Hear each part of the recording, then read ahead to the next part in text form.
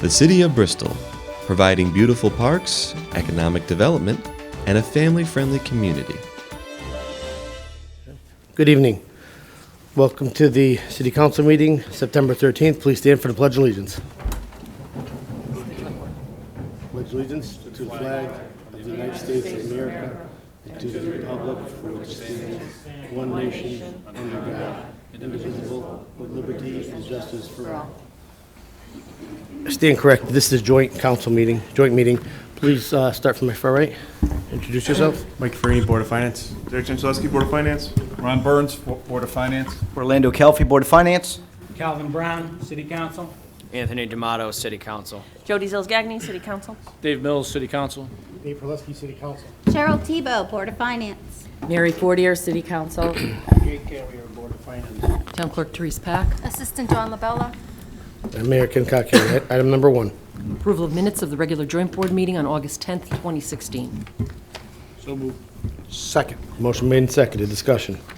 Hearing none. All in favor? Aye. All opposed? Motion passes. Item 2. Is the consent calendar, and there are 6 items. 2A is to make an additional appropriation of $57,275 within the general fund, funded by a grant for the Dial-A-Ride program.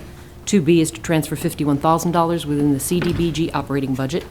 2C is to make an additional appropriation of $2,995, funded by donations as of June 30th, 2016. 2D is to make an additional appropriation of $35,663, funded by a grant for the Juvenile Diversion Program. 2E is to make an additional appropriation of $106 from donations to assist youth and families, and 2F is to transfer $7,693 within the Fire Department's operating budget as of June 30th, 2016. Motion to approve. Second. Motion made and seconded. Discussion. Hearing none. All in favor? Aye. All opposed? Motion passes. Item number 3. To approve an economic development grant to Faneuil Inc. Incorporated in the amount of up to $200,000, $150,000 for new office space, and $50,000 for possible job creation. So moved. Second. Motion made and seconded. Discussion. Hearing none. All in favor? Aye. All opposed? Motion passes. Item number 5. Or to approve an economic development grant to Joe Vec Tool and Die in the amount of up to $55,000, which includes $7,000 for job creation. Move to approve. Second. Motion made and seconded. Discussion. Hearing none. All in favor? Aye. All opposed? Motion passes. Item number 6. To approve an economic development grant to Springfield Spring Corporation for up to $13,237. Move to approve. Second. Motion made and seconded. Discussion. Hearing none. All in favor? Aye. All opposed? Motion passes. Item number 7. 6. To approve an economic development grant to AMCO LLC in the amount of up to $66,000, which includes $6,000 for job creation. So moved. Second. Motion made and seconded. Discussion. Hearing none. All in favor? Aye. Opposed? Motion passes. Item number 7. To approve an economic development grant to Connecticut Portable Storage LLC in the amount of $150,000. Move to approve. Second. Motion made and seconded. Discussion. Your Honor, Yes. I would just like to take a moment to acknowledge Justin Malley and his office for the amount of work and effort, and just like to say thank you for your efforts in helping bring these businesses and the number of jobs to the city of Bristol. Well done. Great job. These 4 grants bring in about 400 jobs into Bristol. Item number 8. We didn't vote. Oh, all in favor? Aye. Aye. Opposed? Motion passes. Item number 8. To transfer $200,000 from the general fund contingency account to operating transfers out capital projects. Move approval. Motion made and seconded. Discussion. Hearing none. All in favor? Aye. All opposed? Motion passes. Item number 9. To make an additional appropriation of $200,000 within the capital projects fund for the Phase 1 Center Square Infrastructure Development funded by a transfer in from the general fund. Move to approve. Second. Motion made and seconded. Discussion.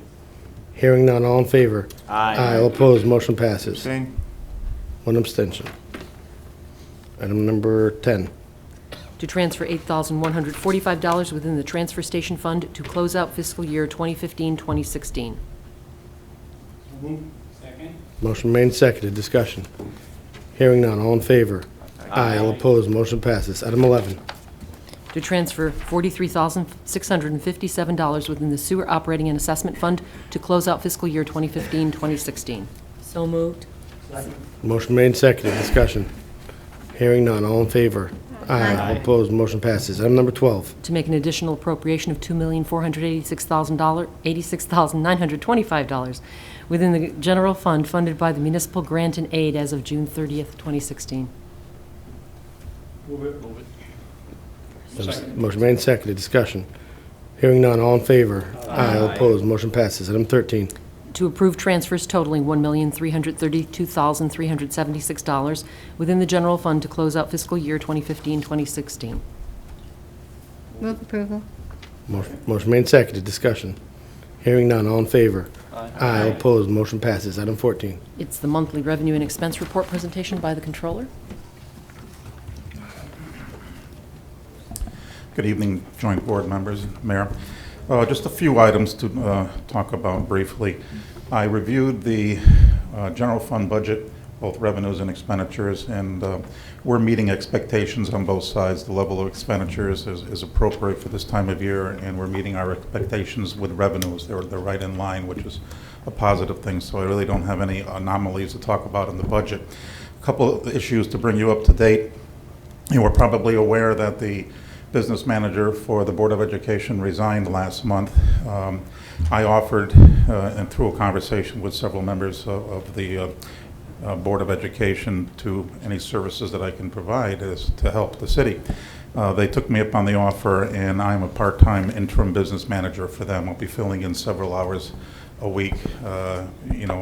We planned a schedule. I met with their staff and superintendent of schools, and we worked the schedule out that I can go over there and look at the accounts payable, payroll, and look at the reporting, and just to have a general presence there as someone that's overseeing the office is usually a good thing. And we had a nice staff meeting, so I have a very good understanding of what's taking place, and it'll be useful for the Board of Finance when it comes to special education reporting and what the levels are. We're revising the reports from what they had before, so we can have a little bit more simplistic yet a thorough explanation of where they are with sped costs, and my learning curve is pretty fast on that now. So, but that'll be helpful for both sides. We'll get to work with the Board of Education members to identify situations, and also it'll be helpful to report to the joint board and specifically the Board of Finance. One of the last item is that the mayor called a meeting last Friday with regards to consolidation. You probably have heard through the months that we're looking to consolidate operations. We're primarily looking at MIS operations, accounts payable operations, and payroll operations. We hit a couple snags with regards to accounts payable and payroll operations, union issues, and different things along that lines.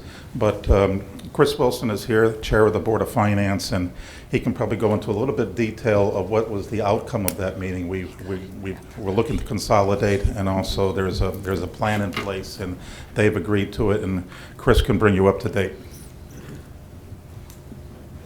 I always wanted to be a chairman of the Board of Finance, but it never worked out that way. So I'm actually a chairman of the Board of Education, but we're pleased that Glenn took us up on our offer to provide interim finance director services for the next couple months until we can get a new finance director on board. We're looking forward to working together, and also working together on some shared services. If we can partner together and keep operations effectively working together, we're certainly open to those challenges. So thank you. Thank you, Chris. Any questions? You may Anything want else? to mention, Mayor, the committee that we're looking to put together, or is appropriate at this time? We're putting together a committee that's going to consist of myself, Glenn, Scott Smith on our side. Chris, who was on your side? Dr. Moreau? Dr. Moreau, Rob Puzio from our IT department, and Karen Hintz is going to represent the board. And that committee is going to be working to consolidate our IT departments and come up with a working plan for our IT departments to work together and Provide policy and procedures and some initial oversight. There's a lot of questions that will happen between the two individual departments as far as IT is concerned, and so we'll have, as he pointed out, Rob is the expert on their side, Scott is the expert on our side. And as the issues arise, we'll solve them, and we'll also prepare policies and procedures.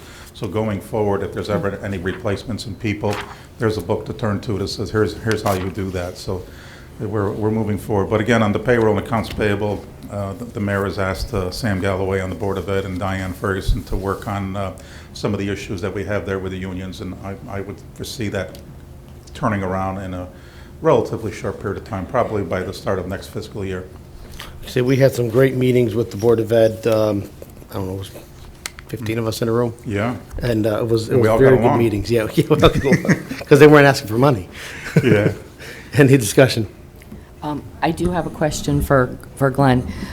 Glenn, you know, these presentations that you do are as a result of former Councilman Martin, now Senator Martin, asking for the information monthly so that we Yes. could kind of know what major things are going on.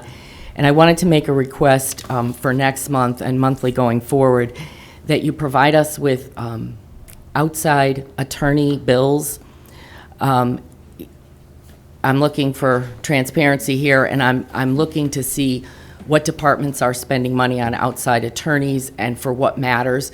And I understand that there might be some privilege issues, and I'm not looking for that much detail. I'm just really looking for a general sense of what kinds of cases, whether they're workman's comp cases or personnel cases or that kind of thing, defense of claims, you know, whatever the case may be. It can be general, but I would like to know the law firms. I would like to know what the amounts they've billed since January of this year. And again, for generally what the matter is, I think it would be helpful to all of us. There's, generally speaking, to the best of my knowledge, there's two areas that deal with that type of issue. Of course, Corp Counsel and Diane Ferguson's office when it comes to advice, legal advice going into contracts and having the assistance of an attorney and heart hypertension and things like that. So I'll confer with the mayor because I report directly to him and see what he says as far as if I can do this or not, because I report to him. And if so, then I'll start to present that information at the next meeting. Thank you. You're welcome. Any other discussion? Questions? Thank you, Glenn. You're welcome. Any other business? Motion to adjourn. Second. Motion made, seconded. Discussion. Hearing none, all in favor? Aye. Opposed, motion passes. Council meeting will start in 3 minutes. Good evening. Welcome to the City Council meeting, Tuesday, September 13th. Please stand for the Pledge of Allegiance. Allegiance to the flag Of the United States of America, and to the republic for which it stands, one nation, under God, indivisible, with liberty and justice for all. Please ask the council members to introduce themselves, starting with my far right. Calvin Brown, District 1. Anthony D'Amato, District 1. Jody Zills-Gagnon, District 2. Dave Mills, District 3. Dave Perleski, District 2. Mary Fortier, District 3. Town Clerk Therese Pack. Assistant Dawn LaBella. And I'm Mayor Ken Cockane. Ask for a moment of silence for our troops on active duty.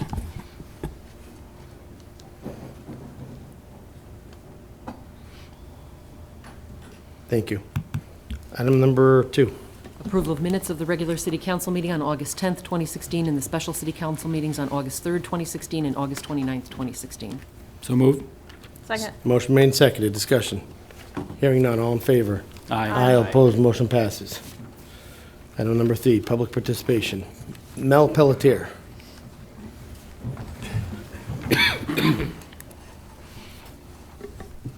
Just name and address for the record, please. Name and address for the record, please. Mel Pelletier, 67 Fifth Street. Good evening, Mayor and council members. I'm the owner of Stafford Ave Roadside. We're operating on Stafford Avenue till just about a week ago. We had a vision of bringing real shoreline quality seafood to Bristol. We also wanted to take mobile vending to the next level. We wanted to wow people with our service, not just your usual food truck give and go experience. Found a spot here in town, got all the permits and approvals and started doing business. Things were going really well for us. Then we got a visit. We couldn't have picnic tables, which we had to. Then another visit, we couldn't have banners saying that we're now open or advertise anything that we were selling. We needed to screen in our trailer, but the trailers were previously viewed and approved on 2 previous occasions. Then another visit saying we couldn't be plugged into the package store, Jerry's Liquors, that we were using for power. And that my box truck and the truck we used to store excess stock and haul the trailers with couldn't be on the property. Although we felt that this was of a harassing nature, we complied with these requests. Despite complying, we still received a cease and desist order threatening the property owner and adding that the power and the truck issues, to the list of things, saying that we're actually operating a restaurant and not a mobile vending operation. So I asked, what about the things we did made us a restaurant and not a mobile vendor? Does having a table with a removable umbrella or signage that can be taken down at the end of the day not make me mobile? Does having a power cord plugged into an outlet on the outside of a building versus plugged into a noise-making polluting generator make me a restaurant and not mobile? Sounds kind of silly. Mind you, these things were going on in town these things are going on in town as we speak. Food trailers plugged into buildings, one at the recycling place and one at the church down the street. One of which has metal tables and chairs and a block patio for their guests, but I'm not allowed. Are these areas zoned differently? If so, then wouldn't zoning simply say, you want to do the following things, this is where you can do them, or you need to apply for a special permit to do the following things? My experience at building and zoning was, you guys come into town, this is a quote, you guys come into town wanting to do this and that, you want to do business, then get a storefront. Is that any way to speak to a taxpayer, someone wanting to do business in our town? We took an empty, overgrown lot full of broken glass and made it into something attractive, something people in that end of town were glad to see and supported. But I believe there's a bigger problem. Mobile vending doesn't get the town support it needs due to two misconceptions. Food trucks take away business from other restaurants in town, and that we don't financially contribute. I would say that mobile vendors work at a significant disadvantage. The weather and temperature have a significant impact on our sales. Further restricting signages and places for people to sit and eat make it even more difficult for us to give customers what they want. Easing some of these restrictions or special permitting for some could be helpful in evening the playing field. Secondly, I live in town. My home, my trucks, my trailers are all taxed in town. We rent storage on Center Street. Our insurance company is Tracy Driscoll. Our signs were made by Bristol Sign Art. Our menus are printed by Printing Services, Inc. Our rolls come from Harvest Bakery. I would also add that we are bringing people into Bristol. Our customers came from Burlington, Southington, and Plainville. So we do contribute financially to the town, and we try and keep our money in town. I'm asking that this council be good community leaders and support small mobile business and help us find a way to succeed. And who knows, maybe be like 457 Mason and go from a food truck to a storefront here in Bristol. Wouldn't that be a nice success story? I look forward to hearing your ideas on how we can work together on the issues outlined and get reopened and serving Bristol and the surrounding area again. Thank you. Guy?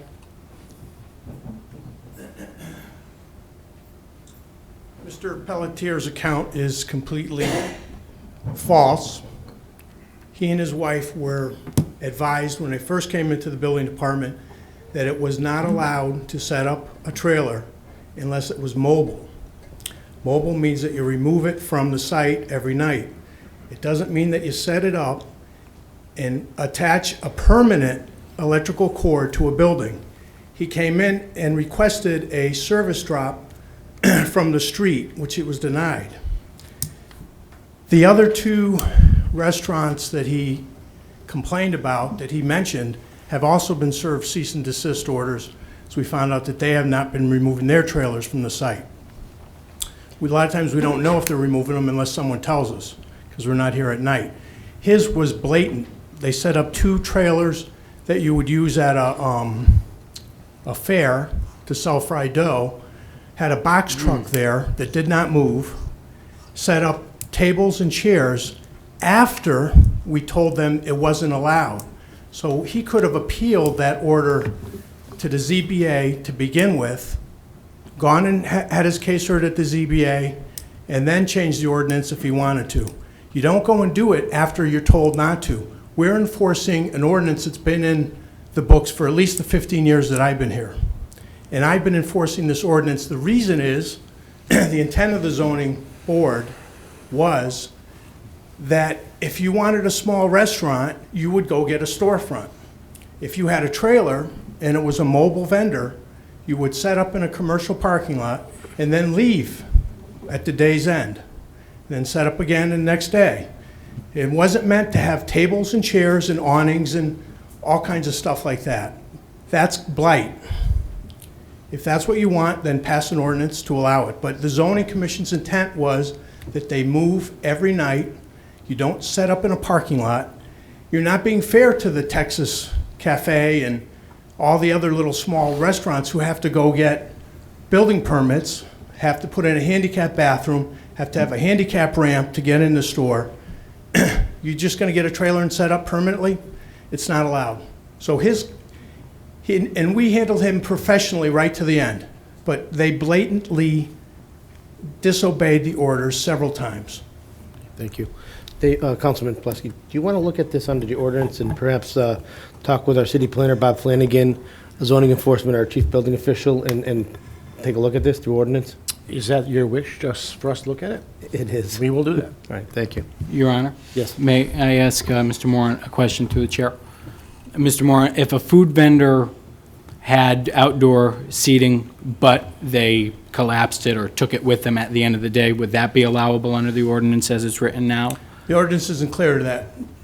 Okay. It doesn't say anything, it just says be mobile. All right, so would would your office's position be that My that's... interpretation would be, yeah, if they removed it, if they Okay. had several chairs and, a couple of chairs and some tables, and Right, they removed them but at they the end of the removed them night, at the that end of would the be day. fine. Okay. But the whole purpose is, if you want to set up permanently, you get a small storefront. Right. Okay. Thank you. Thank So, Mr. Pelletier, ordinance is going to look at it. They'll we'll notify you when they're having the meeting, so you're welcome to go attend, speak if you'd like. Okay, and just for the record, I have no problem moving on a daily basis. My problem is with the power being plugged into a generator, being plugged into the side of the building. There's no difference. I can unplug and move at the end of the night. So their major issue was what prompted the cease and desist order, from what I understand, was the being plugged into the side of the building. Okay. The tables, the signage, they can all go at the end of the night. I have no problem with that. And yes, I did do it after I was told not to, because it's already going on in town by other people. So, if this is an ordinance, which again, to Mr. Moran's own point, there is nothing solidly written on this stuff. So some of the stuff is being made up as we go along to whoever's discretion, and it's allowed in some areas and not in some other areas. A lot of these complaints a lot of these issues are complaint driven, so I'm not saying someone complained on you, but if someone said something about yours and not the other one, that's why it was Right. addressed. Well, that's a public record, I believe, and I don't believe there are any complaints. Okay, I don't know.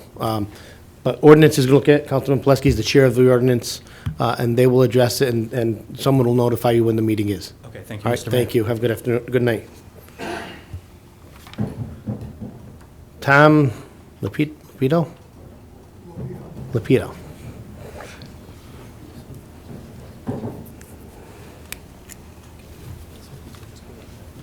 Name and address for the record, please. 707 Redstone Hill Road. Good evening, Mr. Mayor, councilpersons. I'm here because I'm kind of out of options. I spoke to the mayor before. I'm pretty sure he remembers. I remember. And Spoke a couple times. A couple times. Yeah.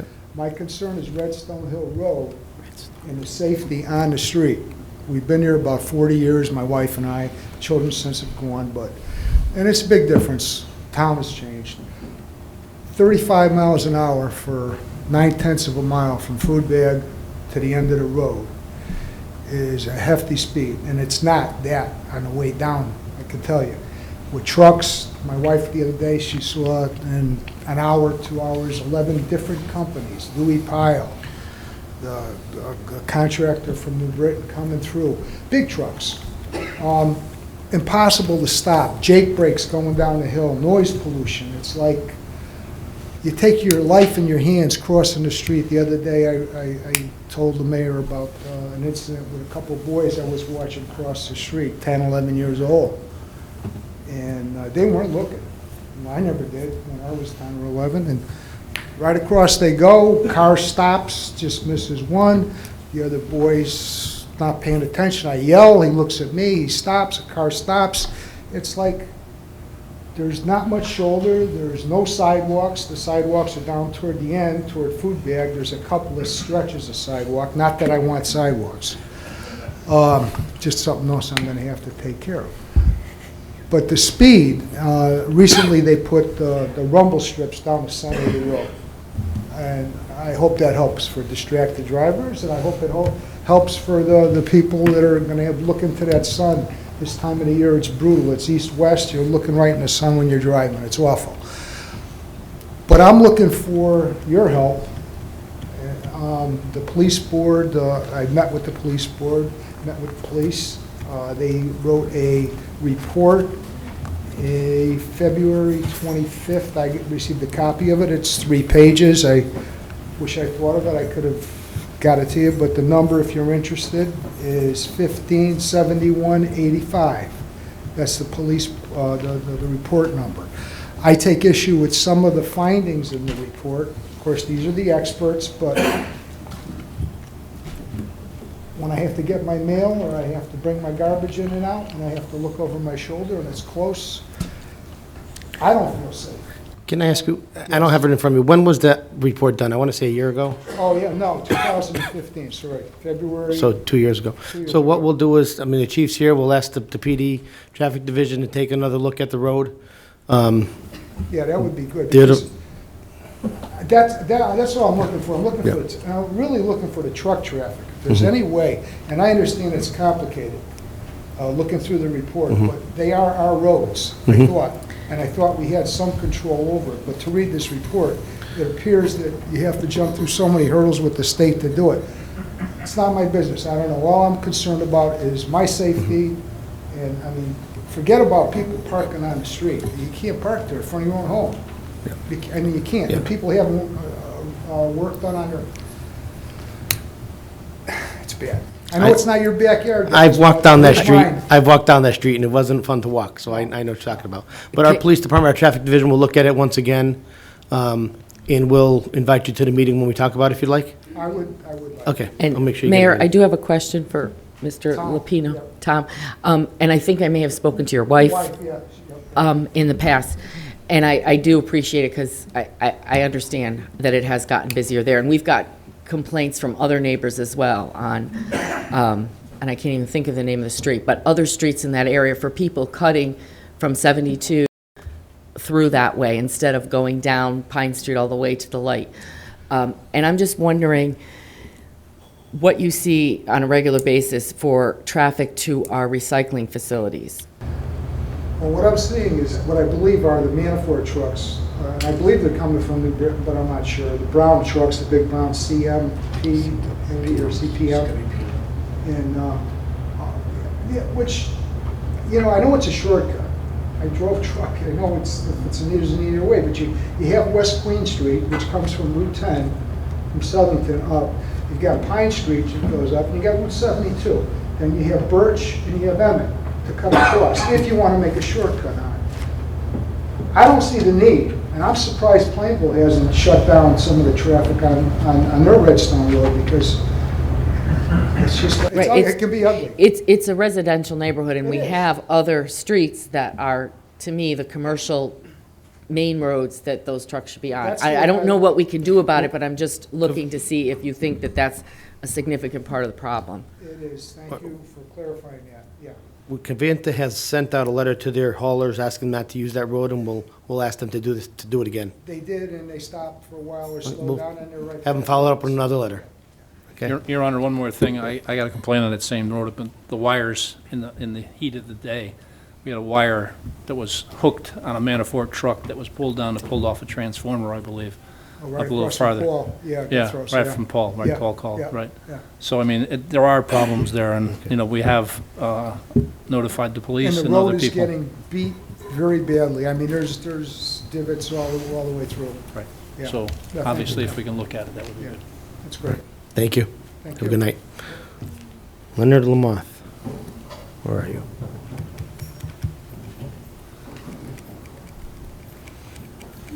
Len, you look pretty excited to be coming up here. You look pretty excited to be coming up here. Oh, I'm here. My name is Leonard Lamoth, 92 Street. I'm here to compliment the Bristol Fire Department and the Bristol Police Department. People are going, wow, you know, police departments have such a bad reputation in Baltimore and Chicago. We have probably one of the best police departments of all. And the reason I'm saying this is because I had an incident at my house, next to my house, September 3rd, 2 o'clock in the morning. There was an officer who was doing a report down McDonald's, and he heard a blast, an explosion. Well, the explosion was right next to my house, 8 feet away from my house. It was a car that was on fire. We put it under suspicion, origins, how it started, I don't know. And he called in 911, and Bristol Fire Department was out there within 3 minutes. And I had engine 1, engine 2, engine 4, and tower 1. And I want to compliment Deputy Chief Paggio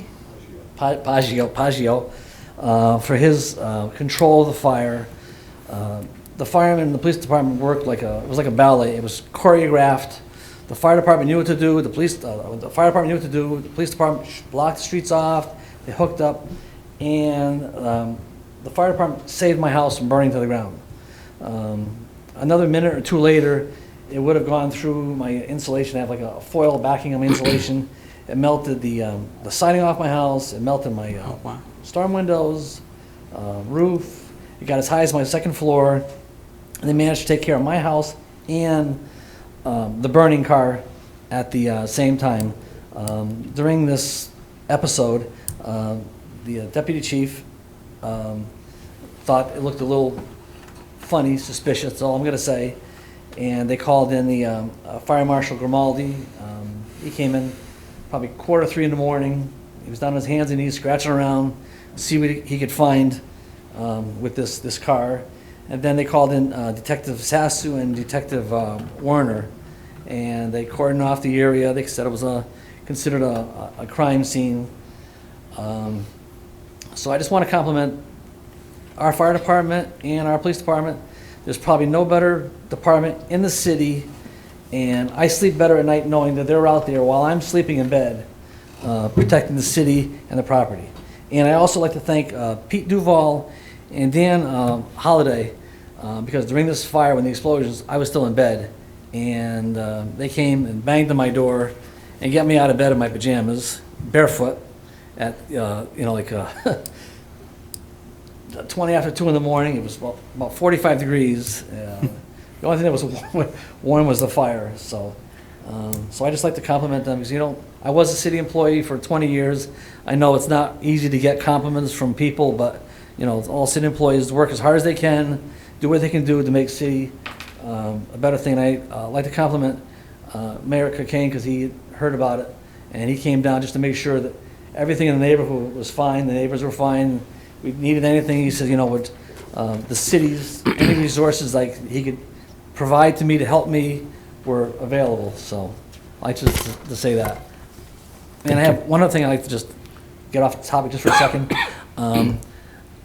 I'd like to know what is going on with O'Connell School. To me, it seems to be getting more blight in it. People are using it as a dumping area now to dump bags and trash. O'Connell School and Bingham have been sold to a developer, and they're working through the zoning and planning process right now. We're anticipating construction soon. Yeah.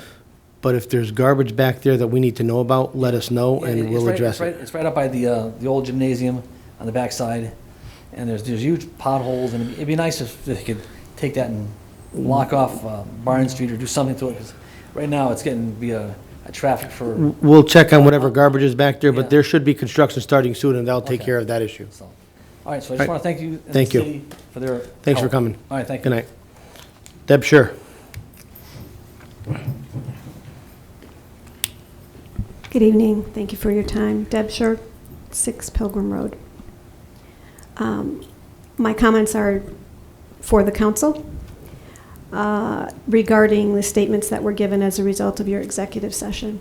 I'd like to thank you, first of all, for your diligence in trying to work through an extremely unfortunate situation, and a situation put upon you and all of us, and we're trying to work through the constraints of a woefully inadequate charter. I do need some clarification, though, on 2 items, please. In this case, just exactly what does censorship mean to the situation? And secondly, Councilman D'Amato, first of all, congratulations on your marriage. Thank you. In your reading of the council's statement regarding this issue, you stated that the mayor's actions contradict state and federal laws. Does that mean state and federal laws were broken? And if so, what are the consequences of that? Through the chair. Some of these items I was planning to address a little bit later on the agenda, but Okay. I'll briefly take those two questions or attempt to. The first one about the censure. After much deliberation and multiple executive sessions, the council explored multiple options and determined with legal aid, legal help, that the only option we had as a council was to provide a censure, which is sort of like a parliamentary thing. It's a legislative body's formal making it known of a legislative body's formal displeasure with one member's actions. So that's sort of what the censure was. I said, as I mentioned, I am going to talk a little bit more about this in a little while. Okay. The gravity of that might not feel so real to many people, but I will point out it's the first time this body has ever censured any one of its colleagues. And in terms of your second question was what, Ms. Shore? It was stated that the mayor's actions contradict state and federal laws. Does that mean state and federal laws were broken? It's Through the chair. Yes, I'll yield to Councilor Perleski. You know, Deb, we weren't, I think the comment was supposed to have said may have circumvented laws. We're not in a position to say that they were broken. There's perhaps pending litigation. We're not prepared to go that far. Okay. All right, thank you very much. Louis Leonard. Louis Leonard, 51 Pleasant Street. Good evening, Mr. Mayor, councils. I received a letter from Building Department. Can I give you a copy of one of the letters?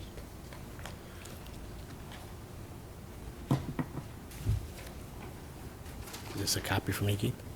That's a copy?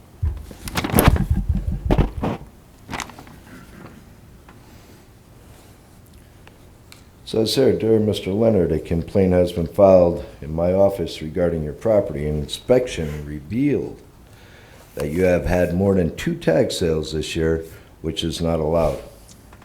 You are in violation of Section VA4G2 of the Bristol zoning regulations, which state no more than 2 such sales per year shall be permitted on one premises. You are not allowed to have any more tag sales this year. This will be your last and final notice from our office. Any more tag sales for this year, you'll be fined $90 a day. You have any questions, contact me. Sincerely yours, Monica Holloway, Zoning Enforcement Officer. For the record, I pulled a permit. Here's my permit. And I had a tag sale. Now, I called Miss Holloway, spoke to her on the phone, and I asked her if I can, because in other words, somebody called up and made a complaint. Who's my accusers? Can't give you that information.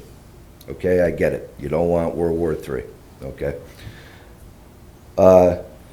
She said she came to the tag sale and she saw that I was conducting a tag sale, saw the sign, saw the merchandise. Okay. So I asked her, did you go back to your office and see if I pulled a permit? Well, I assumed there was the biggest mistake you could have made. I assumed because somebody called and made a complaint, you didn't do your job, and go back to the office, look at your book, see if I pulled a permit. Well, with that being said, she apologized to me, and, you know, I just let her know this wasn't over. I was going to address you guys over this, yada, yada, yada. I'm entitled to 2 a year. I plan on having another one. Not this weekend, the next weekend, following weekend, okay? So whether or not I'm gonna be fined $90 a day, we're gonna see what happens. You won't be fined. Thank you, sir. Okay. Just get a permit. Excuse me? Just get a permit. Absolutely, absolutely, I always do. So now, with that being said, I got a suggestion that for all the signs, now, when I have my tag sales, that day, the last day of my tag sales, I go around, I pull all those signs off the poles, off of wherever I got them, stuck in the ground, yada, yada, yada. I'm only making a suggestion that the landowner gets fined $35. If the tag sale's over and 48 hours has gone by and the tag sale police are out there, pull the sign down, find the landowner, let the landowner go find the tenant if that's what the case is. I pull other people's signs down off the pole from months that they're up there, and it's making our city look terrible. So with that, I appreciate your time. Well, I believe Plymouth has something similar to that, but we'll send it over to ordinance again and ask you to take a look at that. You guys are going to be busy this month, but ordinance will take a look at that as well and see if it's something they want to address. I appreciate All it. right? Thank you. Thank you. Thank you.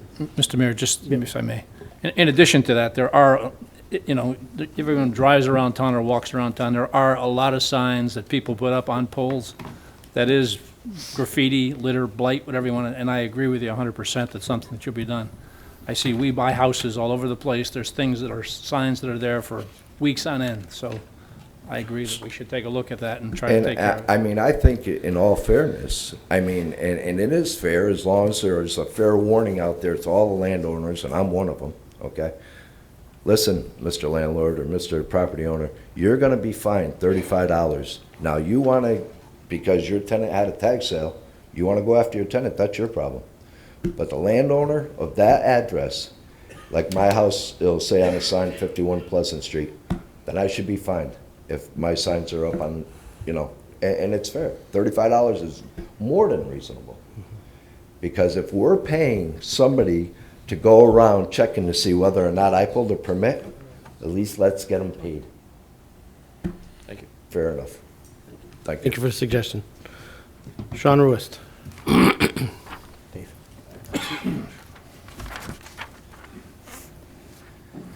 Good evening, Sean Rist, 53 Lancaster Road. First off, I just want to say thank you, Mr. Mayor, for making an effort to improve the city calendar. It makes it a lot easier for me. Thank you, Councilor Brown, for the kind words.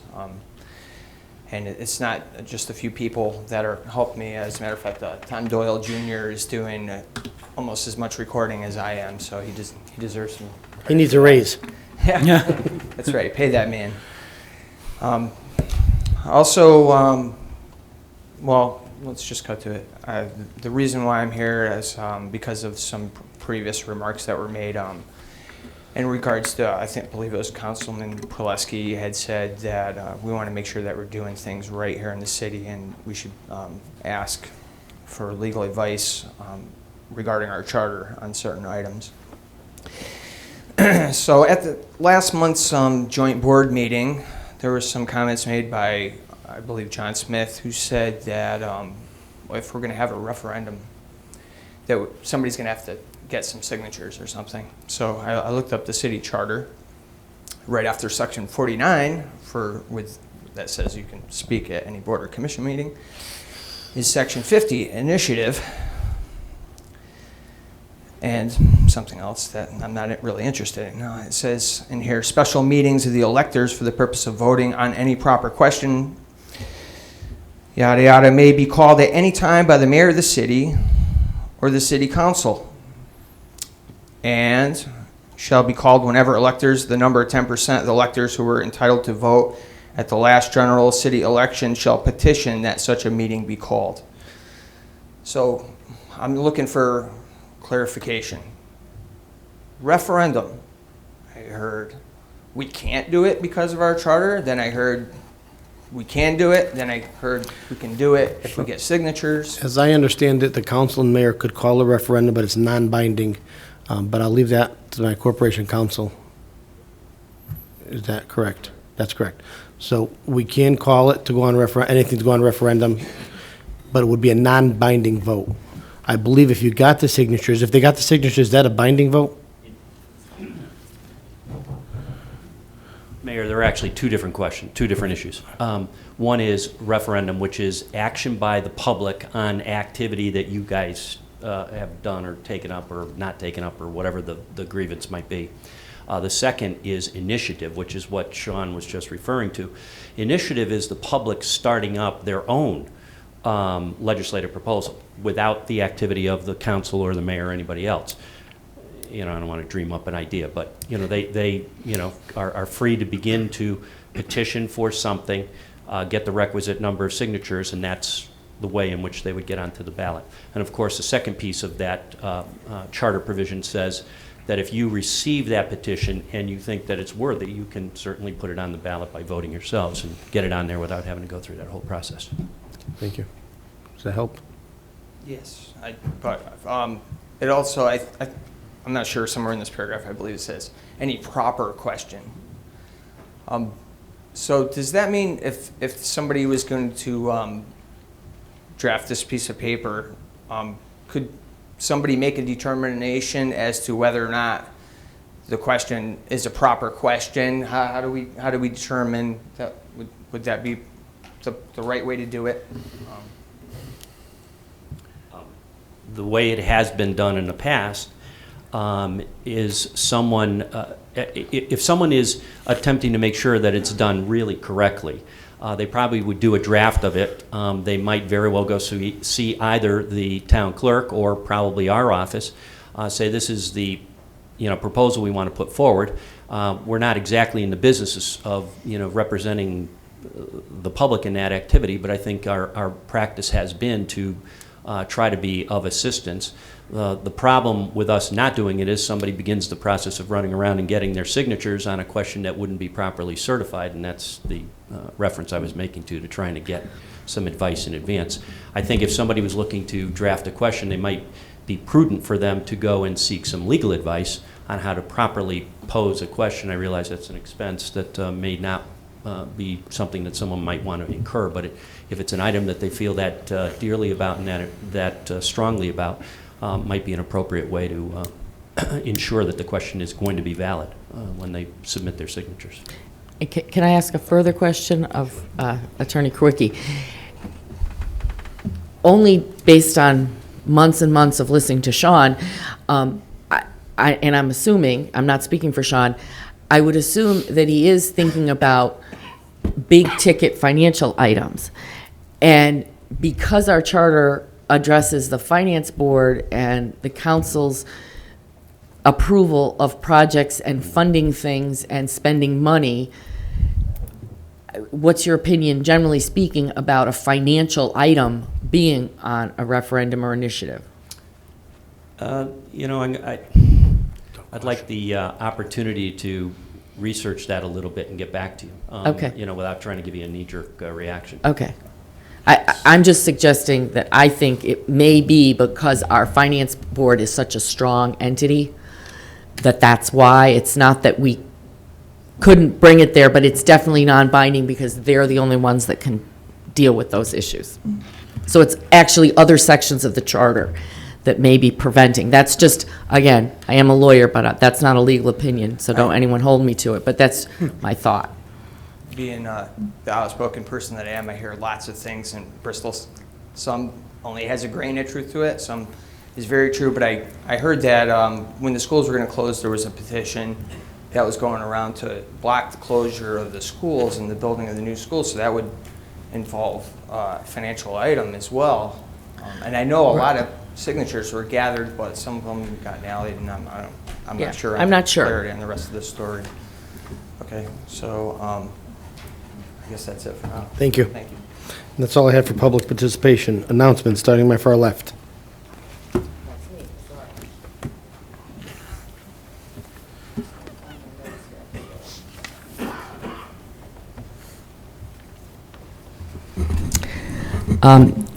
In the past, I have mentioned opioid addiction here, and one of the people that we lost here in Bristol this year was one of my son Gregory's good friends, Jeff Pierce. A group of Jeff's friends have started an organization to raise funds, raise awareness, and remember their friend Jeff. The first annual Jeff Pierce Memorial Wiffle Ball Tournament will be on Saturday, September 24th at Page Park at the softball field starting at 9 a.m. And I know that's Mum Festival weekend, and I know we are going to have plenty of other things to do, but if folks want to go out and support their activities, this is, a group of millennials that are trying to start an organization, and they're, they came to the park board and got their permit, they got their certificate of insurance, so I'm very proud of them for trying to remember their friend. This year's proceeds will go to an organization called Shatterproof, which helps patients overcome addiction, and hopefully their organization will grow and lead to a scholarship in their friend Jeff's name. Another topic I want to talk briefly about is the Bristol Press. I don't make a habit of calling the Bristol Press every time I'm not happy with an article they publish, or I think they got something wrong, or I think they confused an issue. But I did call them last week.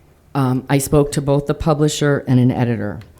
I was letting them know that I thought their coverage of the investigation that we've, as a council, have been going through for the last month or so did a disservice to the people of Bristol. I thought it was confusing. I thought it used words that they used words interchangeably that weren't necessarily interchangeable in any of our statements or reports. And I understand that this is a situation where we don't all have the facts, not even those of us up here have all the facts. So it was a difficult story to report, but I called them and I told them that I thought they were confusing people, that comments online and other places, people, even tonight, someone asked me a question and they don't have the story straight, the limited facts that we all do have. And both men that I talked to from the press assured me that they try to get stories right and that they will try to continue to get this story right, and I hope that's true. I did tell them that I'd be speaking here tonight, and that's part of why I called them. I don't like to call people out without them knowing I'm going to do that. I hope that they will, again, have more balanced coverage. And I also told them that I would tell people to look to the articles in the Hartford Courant for a more direct story, a story that started out at A and went to B and went to C and went to D, and tried to give you the process of what had happened here. Another topic is anonymous mail. Councilman Brown brought this up a couple meetings ago. Us up here and other folks have received anonymous letters, and it's very frustrating for us because there's nothing we can do with them. And I just want to follow up again and say that I'm very willing to talk to anybody that's sent any of us an anonymous letter. I'd like to respond to some of the things that they've said because I think, again, they have misinformation in some cases, and I'd love to have a conversation with anyone. I think I had one other thing.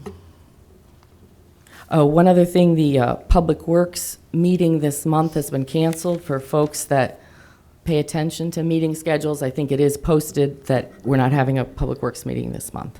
That's it for me. Councilman? Thank you, Mayor. There's a great community activity going on this weekend. This Saturday at 6 o'clock at Casey Field, there's going to be a community softball tournament. This is a demonstration of true community because it's going to reflect the cohesive relationship that exists between Bristol's finest, our first responders, and community groups. It's also a benefit to help school children. The goal of the group is to fill a police cruiser type volume, a big volume unit with backpacks and school supplies for our children. So that's a wonderful goal, and we're hopeful that people go to watch the game, participate in the game, go there and cheer on the community groups. But also, even if you can't do that, just come down and bring something for the kids. It's a great event, and there's a great many of organizations and individuals who put this thing together. And I'm going to probably just name a few, but Rippy Patton will carry the ball on this, and Rippy did a great job.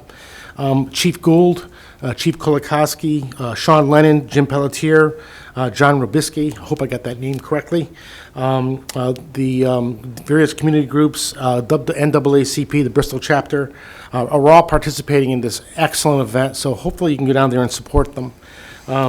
In addition, Saturday night, the Bristol Exchange Club. The Bristol Exchange Club is a true organization that embodies volunteerism in Bristol.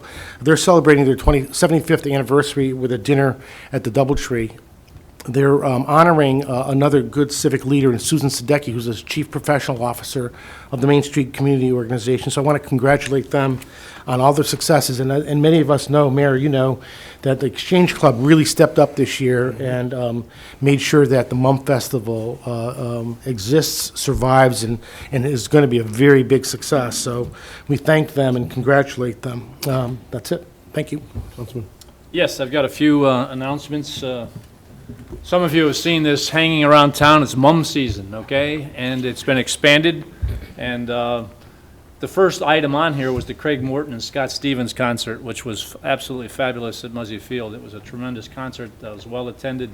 And hopefully it'll be the precursor of many more.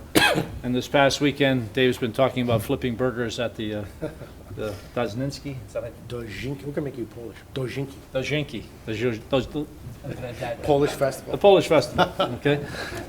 So again, lots going on this weekend. The German festival is going on, and then of course we start the Mum Festival. And I just want to read a little bit, as you probably have been reading in the paper or followed it all. It's been expanded from 1 to 4 days. They've added a number of events throughout the month, which I've just highlighted here. The festival will be jam-packed with food trucks, vendors, a petting zoo, pony rides, carriage rides, hay rides, an adult beverage garden, an art walk, a touch the truck activity, carnival car show, live music with bands, and of course our parade. There's going to be over 125 vendors.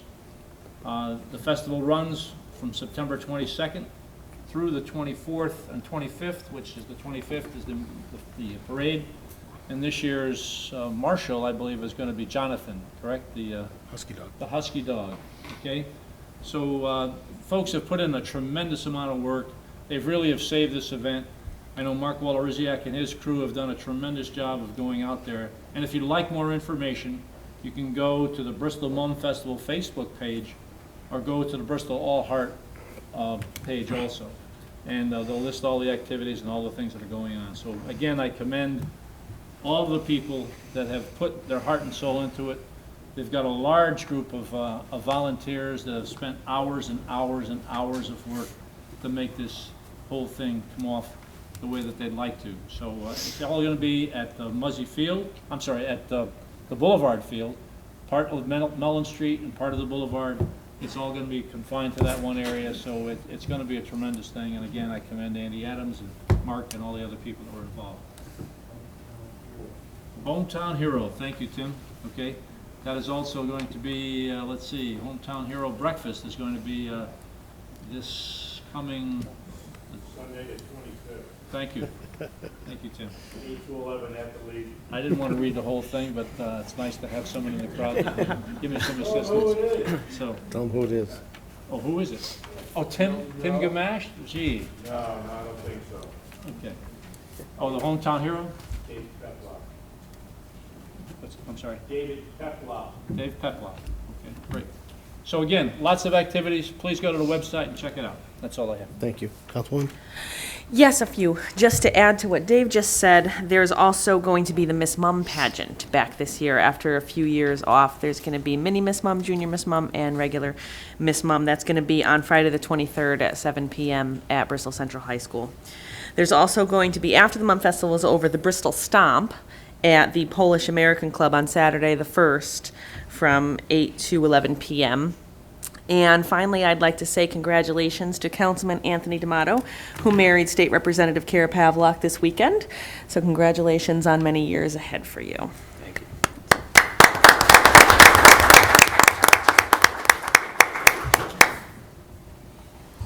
Councilman? I guess on that subject of getting married, there's one thing that I'd like to talk about, the Doubletree Hotel in Bristol. If some of you have not been there, I highly recommend going. Taste the food, even decide to stay there, excuse me, even for just a night, even though you guys live in town, that's fine. The accommodations that are provided at the Doubletree in Bristol are bar none. They're second to none.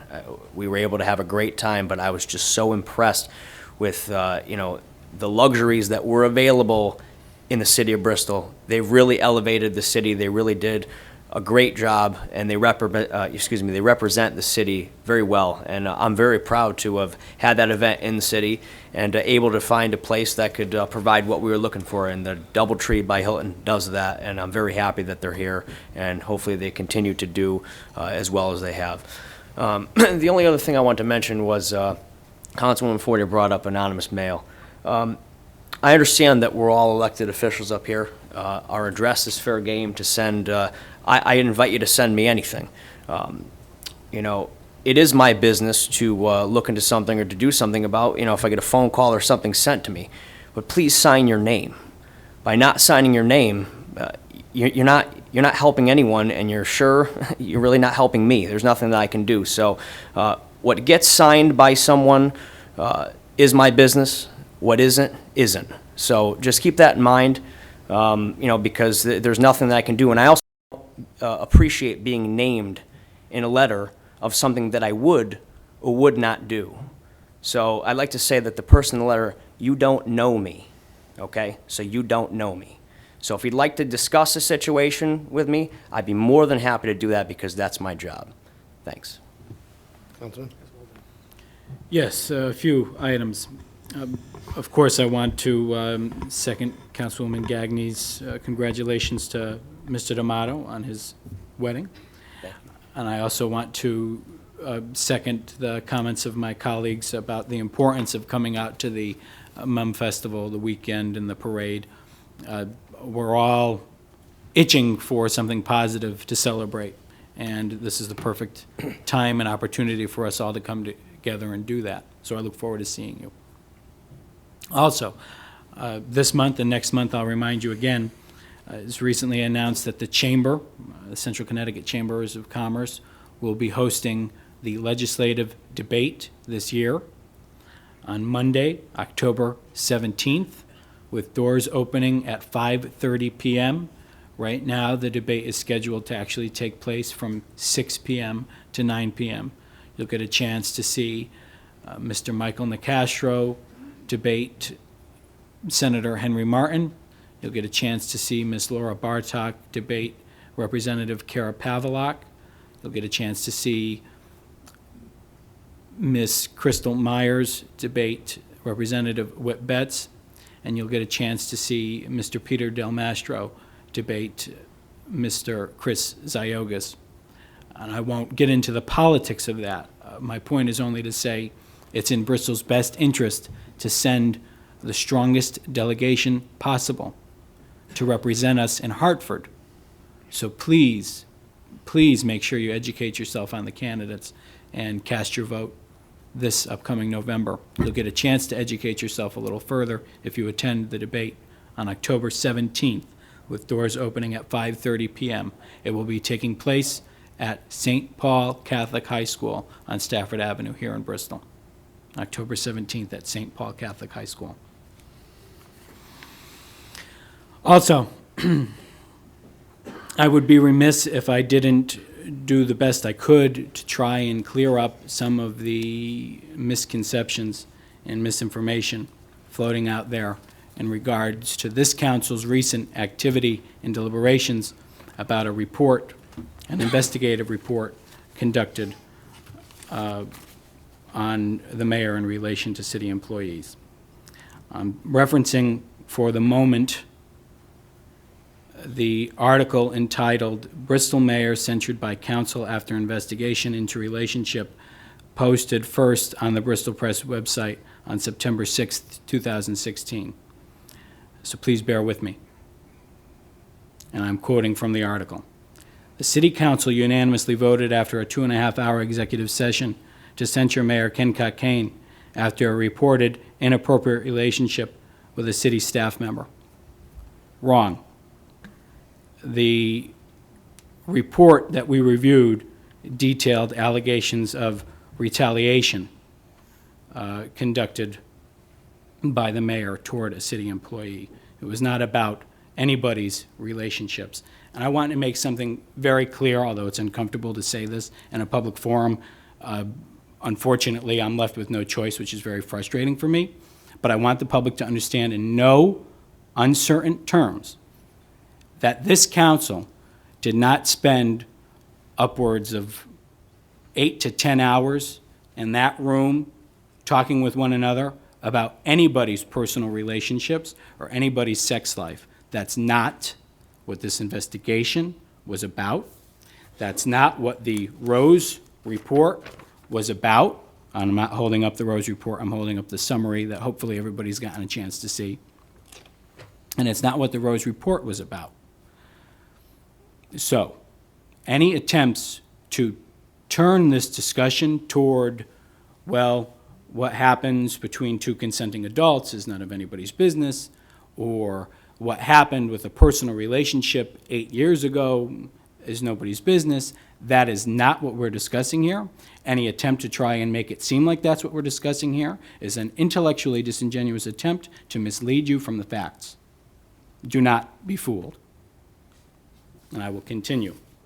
Councilor Anthony Idamato said that the mayor violated city policy and state and federal law and that he threatened another employee. Wrong again. The mayor violated city policy and state and federal law by threatening an employee and interfering with witnesses of an investigation, specifically into his behavior. So it's not a matter of some laws were violated or may have been violated and the mayor threatened somebody. Those are not two separate things. That's the discussion that we're having here. So please, again, don't be misled. The article continues. This is a quote from Mr. Cockayne. I have said in the past that I don't agree with the findings, Cockayne said following the decision. I did apologize in my last two statements, and I am happy to put this behind us and continue to get to work on improving the city of Bristol. Wrong, partially. Of course, it's true that the mayor and all of the councilors want to move beyond this and get back to the work of serving the citizens of Bristol.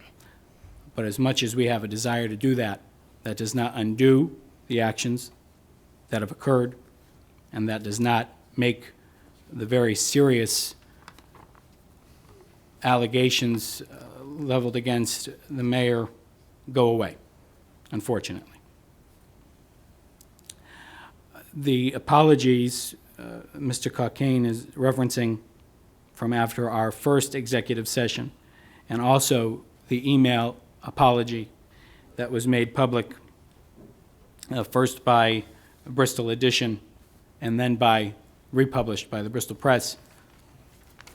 Those apologies do not at all reference the findings of the Rose report, and that is that the mayor engaged in at least one substantive act of retaliation and threatening of city employees.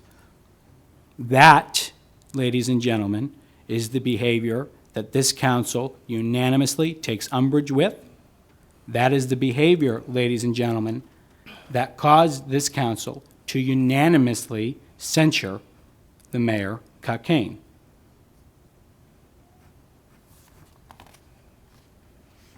And until the mayor can apologize for threatening and retaliating against city employees, he has not fulfilled the wishes of this council or the recommendations laid out in the Rose report. Another item I wanted to address from the Bristol Press article, and I'm quoting again, Cockayne had previously taken responsibility and publicly apologized for his relationship or potential relationships 8 years ago. This report details instances that were investigated up to several months to several years ago. So again, trying to deflect this as something that occurred 8 years ago or something that happened way, way in the past that for some mysterious reason is being brought up now is an intellectually disingenuous attempt, and it's blatantly not true. And you don't need to even see the full report to understand that. You can just review the summary that's already been made public. And I would encourage anybody that has questions to keep reviewing this summary. I'd like to see where you say it was quoted in the summary that something happened sooner. Show me in the summary where something happened sooner. Because there's nothing in the summary that calls of that. I don't understand your question or your You just point. said the summary says that I did something recent, other than the comment that I made, that I did something recent. Show me in the summary where that is said. I'm referencing your comments to. Show me in the summary that you're referring to where it is said that something happened recently, not 8 years ago. Because now you are talking about stuff that happened behind the scenes and divulging private information No, I'm that the not. public is not privy to. Okay, I'll circle this first paragraph that I have circled here on the summary report. The first step in remedying the situation is Mayor's acknowledgement that his attempt to steer name redacted Yeah, away from pursuing a claim and threatening Attorney Lacey was wrong and violated Bristol's anti-retaliation policy. That's what I'm referring to. No, you're not referring to that. You just did not refer to that. That's exactly what I'm referring to. I'm referring Okay, to. go ahead. Okay. Well, thank you. I appreciate it. I haven't yielded the floor anyway.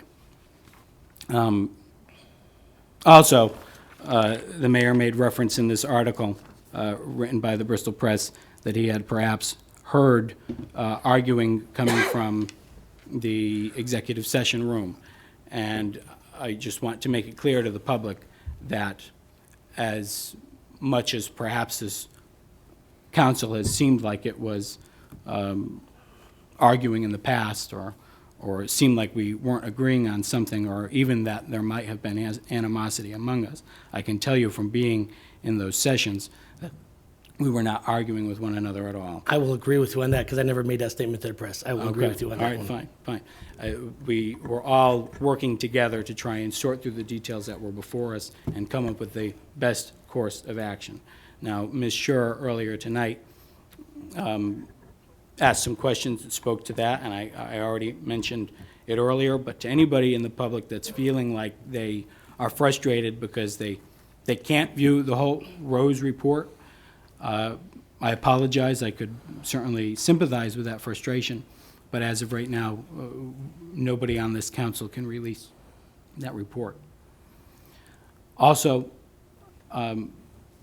if you are frustrated because you feel like the council didn't do enough to discipline the mayor, or that you feel we've done too much to discipline the mayor, we were left with very limited options on what we could actually do, what we had the authority to do. And that's part of why our recommendations coming out of the most recent executive session were to look at our charter and figure out if we can come up with more concrete language to deal with elected officials and these types of situations. So I wanted to do the best that I could to set the record straight on some of these things. If anybody has any specific or particular questions that you think we might be able to answer, again, as many of my colleagues have said tonight, you can always feel free to call or email any one of us, and we can do the best that we can to share with you what is within our legal rights or authority to share with you. But really, other than what's been discussed tonight and at previous special meetings of the City Council, there's not much more that we can mention. And that is it for announcements from me. Thank you. May I just add something? Sure. One of the things that came out of this whole situation also was that it included all public officials, all elected officials.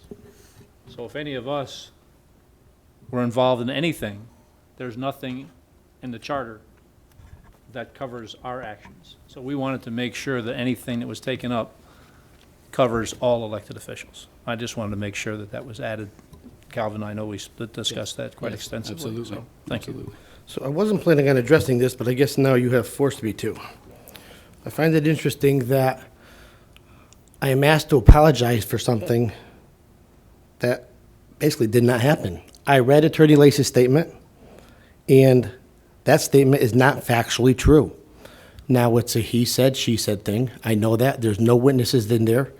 And the affidavit that Attorney Lacey wrote, some of the facts are not true to what was said. So that being said, I will not apologize to something that I did not do. And there leads the problem. Attorney Lacey believes he said something, or I said something. I know what I said, and that's it. So I guess there's a stalemate there because there's nothing that I'm going to apologize for that I did not do. So you disagree, Your Honor, with finding A of the Rose report as stated in the released summary? I've said many times I disagree with the findings, and I disagree with the statement that Attorney Lacey gave in a sworn affidavit to Attorney Rose. Okay. Well, the point that I was trying to underline is that this council unanimously affirmed that we believed that you should apologize for threatening and retaliating. And good for you. Okay. Now we move on. Consent calendar. There are 6 items. Item 5A is to place on file the new hire report for August 2016. 5B is to approve the tax refunds dated September 7th, 2016.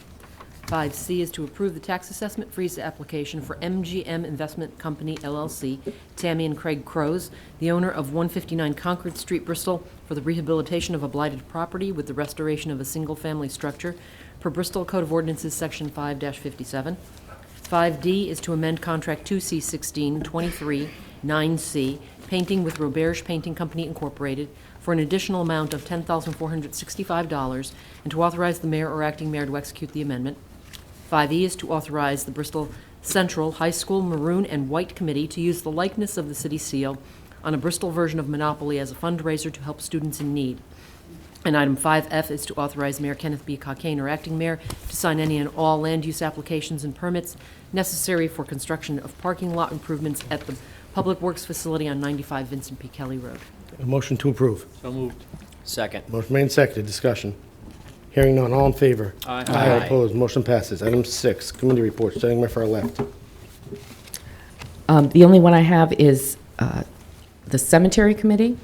The Cemetery Committee deals with our ancient cemeteries, and I think it's the 3rd year in a row that we are sponsoring, I believe along with the Historical Society, a tour of West Cemetery where folks reenact people that are buried there in West Cemetery, and it's done after dark with lanterns, and you can sign up online. The Cemetery Commission has a website where you can sign up for a time slot to go do that. I've been to both the previous ones.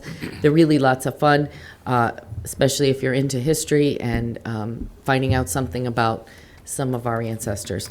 And it's Friday, September 30th at 7 o'clock at West Cemetery. Thank you. Councilman? Mayor, I've got a couple. The ordinance committee did not meet last month, but, and there's a scheduled meeting next Wednesday that will be postponed. I'm going to be out of town, and we've got a couple of I think, very important things coming up that we want to discuss. I've talked to Councilman D'Amato and Mills. What we plan to do is have a special meeting before our next council meeting to address not only the things that are pending, but Mayor, some of the things you've sent our way tonight, okay? Great. The BDA Downtown Committee did meet. The hospital is moving along with its plans. They have more than half a dozen interested suitors, which will be their financial partners. Their representatives have indicated that they continue to meet, they continue to move forward, and that it's possible that we may find ourselves with a more formal purchase and sale agreement by month end. Otherwise, the BDA has been very busy. One bit of sad news, Mayor, is that we've lost Kristen Gorski, who's a very important member of the staff and very important to Justin Malley. She had another job opportunity there. she's decided to accept, and we wish her every success in her career. We know she'll be very successful. The retirement board did meet, and what I want to report to you is a very, I think, which will be a very important piece of discussion that will continue through the next few years. Our actuaries have suggested that we lower over the next few years gradually our expected rate of returns for our budget calculations. Very important because that shows what kind of contribution we as a city will make to our retirement board. We've unanimously voted as a board to ratchet down our expected rate of returns to be more realistic, and we'll keep you up to date on how that goes. Other than that, the retirement board is working well, and the status quo it seems to be on target. We're on target with the other projections. And Mayor, you put me on the Mayor's Council on AIDS recently, and we had a meeting this month. And one thing I want to promote is that there will be a candlelight vigil on Federal Hill Green on October 5th on 2016. That's it, Mayor. I thought I took you off of that board and put on Councilman Brown. Well, then somebody's got to update the records there. Did we check that a few months ago? Actually, there's, I think, two committees All that. right, we'll check on it. Because We'll check on we've got to, we'll check on it, okay. All right. Yes, I've got a, Dave, was that all you had? Sorry? he said yes. But, No, make sure. okay. Dave, are you done? No, go ahead. Thank you. You're all set? Thank you. Okay, sorry, go Dave. Okay, we've got a couple. First, I'd like to call on Ed Swicklis, if I could, to just give us a real quick update on the two fields. I know that time is getting to the point where they're going to be complete, so maybe Ed can give us a report. If those old legs will take you up to the podium there. Yeah. You want the short version? They're on schedule. Well, Yes. If you drove by Bristol Central, you could see that the carpet's been laid down. They started doing all the inlays of the numbers. The hash marks go in tomorrow, and I think by Friday they should start putting in the infill. All the material at Bristol Eastern is delivered. As soon as they get out of there Friday, they go over to Eastern, and they're going to start laying that one out. So that's where they're at. We're pretty much still on schedule. Takes about 10 days to put the carpet down, cut all the stuff in, and put the infill in. So what's left at Bristol Central is still have some bleachers and some lighting. But once Eastern is done, that's the only thing left there would be to resurface the track. So What the happened target to- date is like the second or third week in October. That's our target date. What happened to the two crews? I thought they were going to start simultaneously. I don't know if they're going to have two crews. I think they have 9 guys up there, and I think they're going to go back to the. Okay, thank you very much. Yep. Secondly, the School Readiness Council, it's proud to report of a 2-day EEC conference held on August 29th and 30th was very successful. The first day, 88 people attended from 5 early childhood programs, and the second day had 103 people. They provided 10 workshops and had Judy Harris-Helm, a nationally known teacher, trainer, and author and youth investigator. The project approach in early years and becoming young thinkers presented 6-hour training to our preschool teachers and assistants. Olivia Westbrook, the kindergartner from Ivy Drive School, was a winner of the fire truck ride for the first day of school. Children that had registered for kindergarten on time had the opportunity to win the prize. This is the first time the Ivy Drive School won. And lastly, the Bristol's Preschool Child Care Center, a school readiness program, has opened their new site on Burlington Avenue, which is the former Jennings School, with classrooms for infants and toddler preschool. With a CDC grant, child daycare, and the City of Bristol oversees, they are offering subsidized infant and toddler spaces and the first time ever in our community. And any of you that have had an opportunity to tour there, Tony, I just want to congratulate you and your family and on a wonderful job done. I had the opportunity to go through it a couple weeks ago, and it's just a magnificent site. I guess it's kind of going to be the poster child for daycare in the state. The next thing I have is a motion. I hereby move to grant Craig Yard permission to use a portion of Depot Square for an event honoring first responders, the police, fire, and EMS on October 2nd, 2016, provided that all insurance requirements are provided to the city. I further move that this matter be referred to the Department of Public Works to determine the appropriate location of the carnival on Depot Square. I further move that the matter be referred to Corporation Counsel's Office for insurance compliances, and I further move that the mayor or acting mayor be authorized to execute any necessary documents to effectuate the same. I have a second. Second. Motion made, seconded, discussion. Hearing none, all in favor? Aye. Aye, opposed, motion passes. Okay, and the last thing I have is just a very quick report from the building committee. You may have seen something, a report that we had asked for some guidance. There is a discussion about the possibility of moving City Hall to the Memorial Boulevard School. You may have heard that there are some renovations that are going to be taking place at City Hall, and it came up to our attention that we should look at the possibility of moving City Hall. If we're going to spend the money, we should spend the money at the Boulevard. So what we've asked for is just to get some preliminary figures as to what it would cost, if it would be feasible and prudent to do. We're not making anything, any judgments at this time, and we certainly couldn't make anything because, you know, there's already been money appropriated for Phase 1, but we wanted to know what it would cost additionally if they were to include the second and third floors. So that's all we've asked to do. I did get a report from some of the people today that they have met 4 or 5 times, and they are trying to put those figures together, and they had asked to give us some time. They had said that they might be able to have them done by the end of the month, but it looks like it's going to be a little bit longer than that. But I just want to report the reason we had the meeting and what's being done from it, and that's all I have. Thank you. Councilwoman? Thank you. A few things. On the Memorial Boulevard Building Committee, we are meeting with the architects still on Phase 1, which includes the first floor and the theater.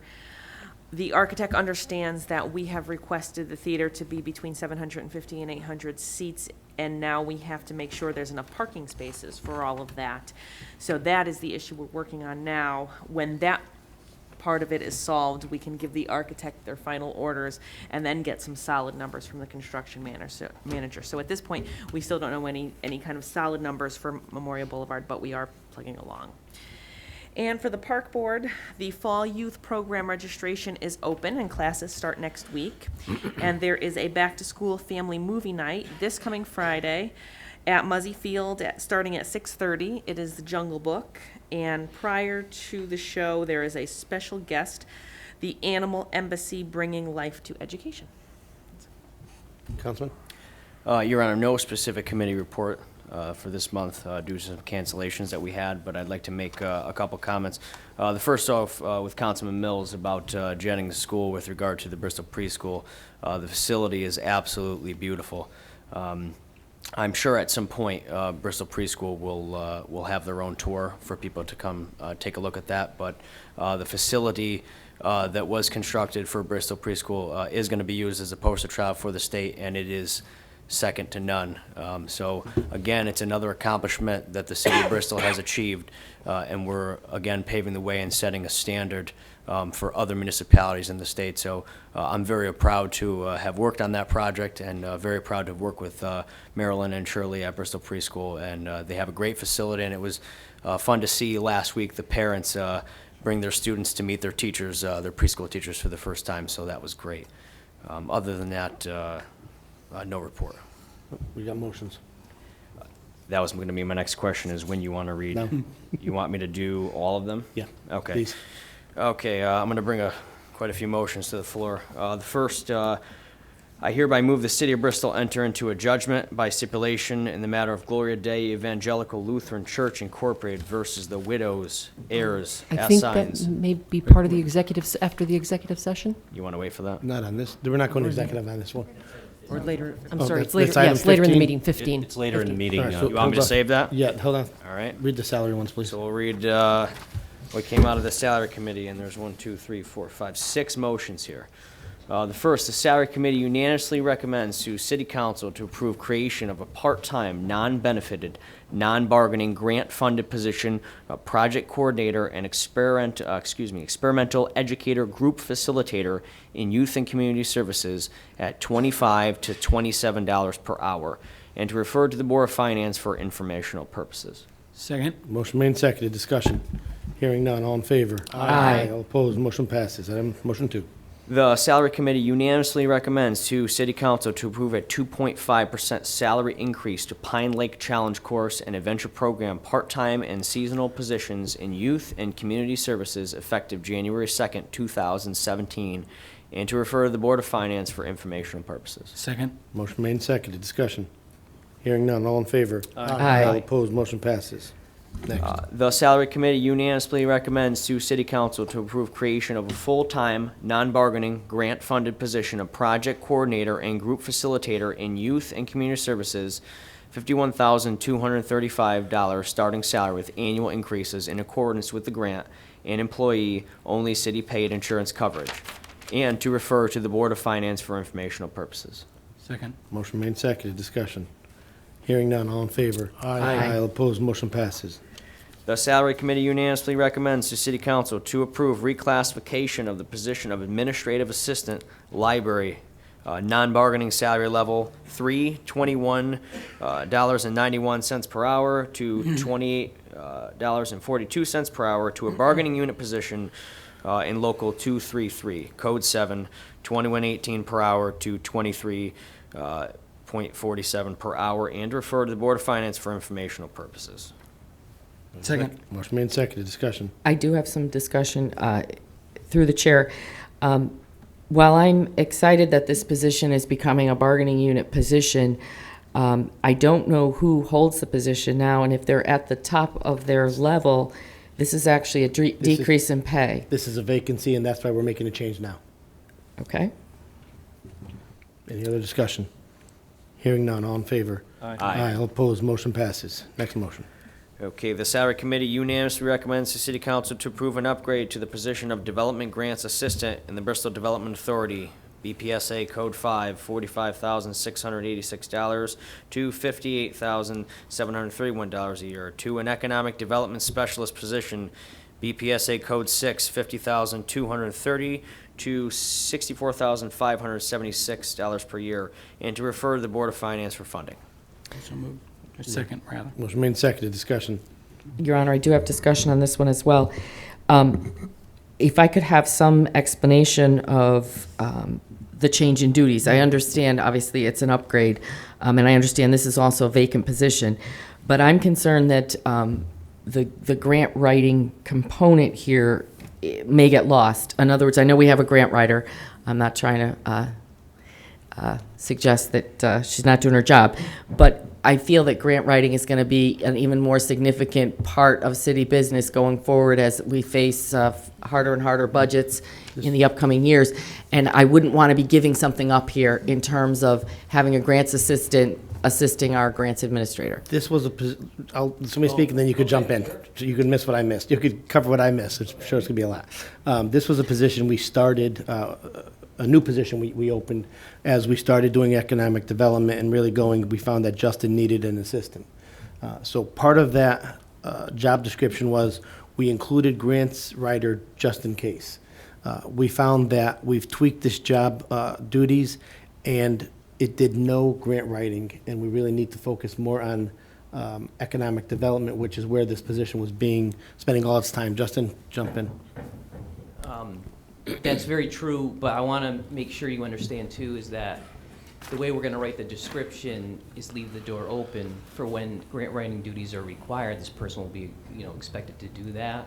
It's just that over the last 2 years, we've learned that, for various reasons, Dawn's able to handle sort of a lot, and that position, the focus wasn't necessarily on the grants piece, so we wanted to limit that in the new job description.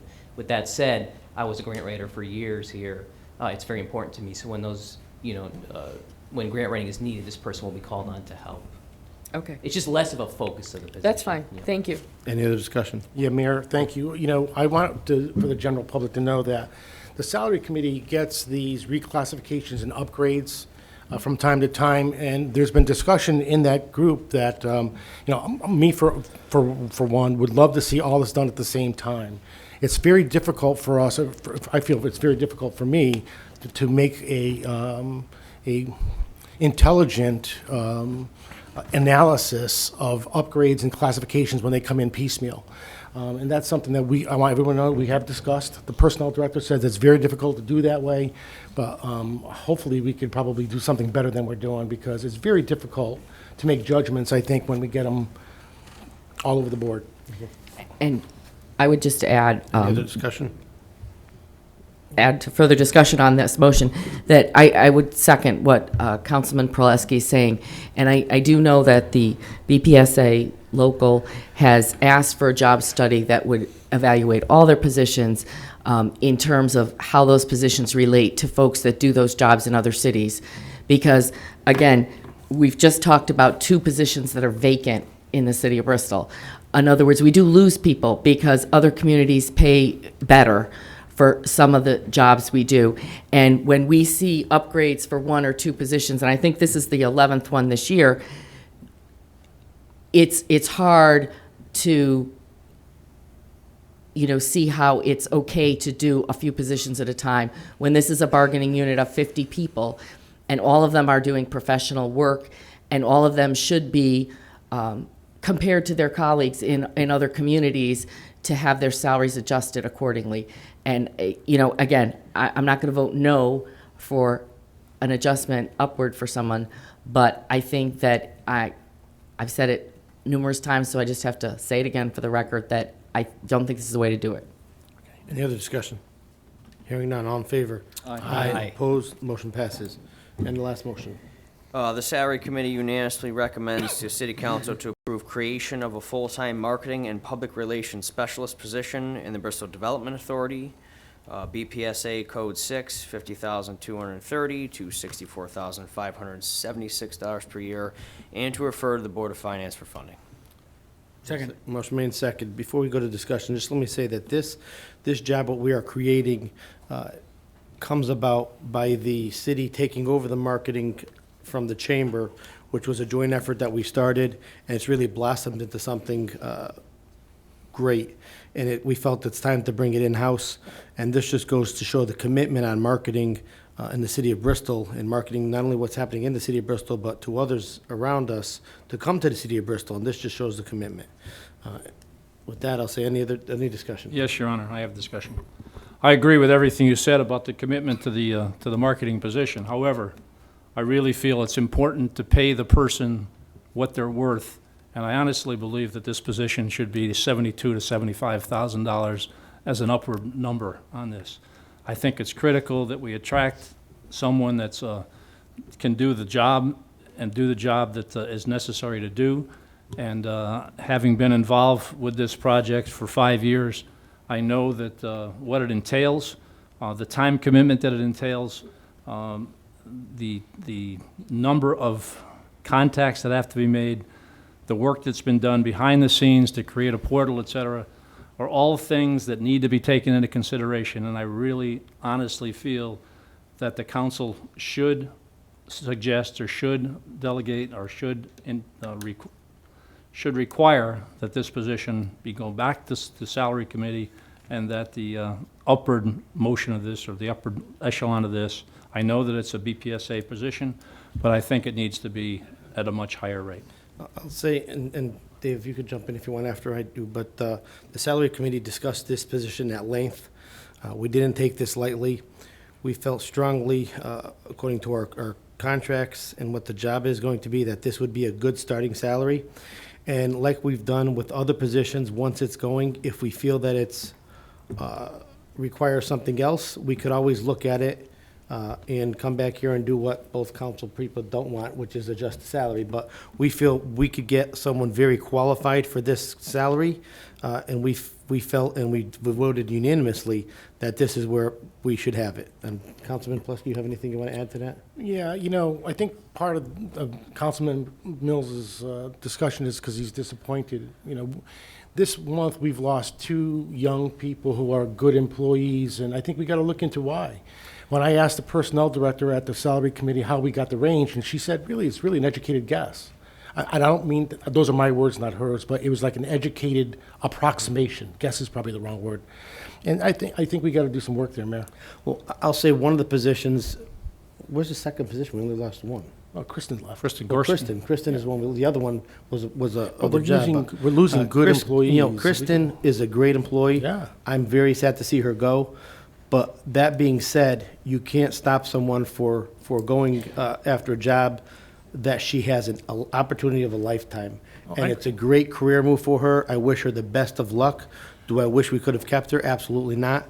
if we gave her another 10 grand, we were not keeping Kristen for the job she took. So I I agree. commend any employee who looks to better themselves and looks for a career move that puts them in a place where they wouldn't be otherwise. So I don't think we could tie these two together at all. No, Mayor, and I didn't mean to. Well- What I want to, excuse me, what I want to say, I agree with you, because this was something that was going to further her career. Absolutely agree with that. When we talked about that. Yeah. And I agree. Yeah. But I think we just have to be more quantitative and maybe, take a look at these things, just so we know we're on target. That's my point. Your Honor, to follow up on that through the chair, I'm thrilled to hear this conversation taking place tonight between my colleagues. But it's not an issue just in BDA, for sure. If you talk to the Water Department and Public Works and the Police Department, they'll tell you that a lot of people sort of come to Bristol as the training grounds, and other communities offer better pay for equal work. And I think that we should, I would really encourage my colleagues on the Salary Committee to take a hard look at all of our employees and make sure that we're offering competitive wages in every department. Through the chair, Councilman Brown, I got to tell you, we do look at these things, and we're very serious about this stuff. I'm probably more fiscal conservative than others, and this is a very difficult budget year. We look at all this stuff, and what the key is attracting talent and being fair. We want to offer people a fair wage for a fair day's work. The problem is we're going to talk about this a little bit later, but the budget part of the scenario here is going to be really difficult this year. But I don't want you to think that we don't take this thing very seriously, because we debate this stuff. Any other discussion? Yes, and again, I realize that the budget is a critical issue, and certainly I don't want to just go out and spend money. My point is that I think when we're creating a position, we should really analyze what is going to happen with the position, do a market analysis, if you would. And in this particular position, it's very difficult to do because there are very few marketing directors for cities. And again, I think that if we have people that are doing the job and can do the job successfully, we have to be able to pay those people, and we have to realize that if we don't pay them, then they will seek other employment, and that's fine. That's their prerogative, and they can certainly do that. I don't have a problem with them doing that, and I wish everyone well. I'm just saying, if we have opportunity to attract somebody, I would think that we're saying that this would be the top of the range. We're not saying that that person has to get that. All we're saying is that then it gives the personnel director more flexibility to evaluate the person's abilities, and if they do feel that there is someone that is extremely qualified, they do qualify for this position, and that's the reason I mentioned that. Any other discussion? Yes. I just, I guess, in favor of transparency, I think we have to say that our understanding initially was that this position was being created so that the person who's currently working at the Chamber of Commerce doing the marketing for Bristol, with part of his salary being paid for by Bristol, would become a city employee. And part of what I think people have been getting at here is that the salary that's been recommended to us here, that person isn't going to join the city. In other words, Mark Waleriziak is not willing to take that job at this salary. I'll be voting no, because I don't think we should be creating this position at all if Mark isn't going to do it. I mean, in my opinion, that's why we were doing it, to have him, the person that's been doing it for years, continue to do it for the city. And by no means am I suggesting that if we create a position that it's guaranteed to go to someone, but this is a unique situation. As Councilman Mills said, we don't have marketing directors in cities. We're doing this partly, in my opinion, because of Mark's talent and because of the great things he's done already. And so I'll be voting no. I'd like to address that, if I may. Let me address that first, please. We tried coming to an agreement with Mark. I could tell you that what the city offered him was approximately $6,000 more than he makes now. I could tell you that the benefits that the city pays are extremely better than the chamber has now. And I could tell you that he has a pension at the city that he doesn't have now. So we're probably looking at a package in excess of $15,000 more than he's making now. Now, we all think we're underpaid and deserve more pay. And that's where we have to walk the fine line as a salary committee and as city leaders. We have to walk that fine line between doing what is right and doing what we want to do. I'd like to say something also. I think it's important to know that the position, no matter who takes it, I think the position is important to have. And just because it came over and came over from the chamber to the city, it's still important to have the position because we do need to market the city. That's been established over and over again. I think the whole effort is worthwhile. My only contention is obviously to try to get an individual who, has a little bit more flexibility, but I definitely would, it didn't matter who the person is, and it wasn't for one person. But the importance of the position is what I really want to stress. Any other discussion? Can I discuss say it? one thing, Your Honor? Sorry to bombard you, but if there's one thing that I've learned over the past, maybe I'll say 8-9 years in business, is to never put all of your faith into one person. There's always going to be another person that will come around, and that is no disrespect whatsoever to Mark Weller-Reziak, because I know him personally. He's a phenomenal person and a great person, and he does a phenomenal job. And I've been, I've had the luxury to work with him on a few projects at a few times, and he's qualified. He's a great person, but I would never recommend putting all of your eggs into one basket, all of your faith into one person, because if you did, you'd find a lot of businesses that would be out of business. And I think that principle can apply to the city as well. Any other discussion? Okay, so we have I do have just one procedurally. Councilman Mills talked about hoping that the council would approve more money, and I don't know whether we have to amend this motion or whether we can do a follow-up motion. He would have to make a motion to do that. Didn't you want to refer it? Yeah, I would make a motion to refer it back to salary committee. But we are in the middle of another motion, so I just... Okay. Well, his motion would trump that motion, right? Not If he makes a necessarily. motion to send it back. If there's an amendment, yes. Sending it back is not a priority. So you would vote on the first motion and then would go to the Through second the motion, chair. unless you want to withdraw the first motion. Right. Okay, so who made the motion? I made the motion. Tony. You want me to? Well, here's my concern. If we send it, we're up against the clock on this position coming into City Hall.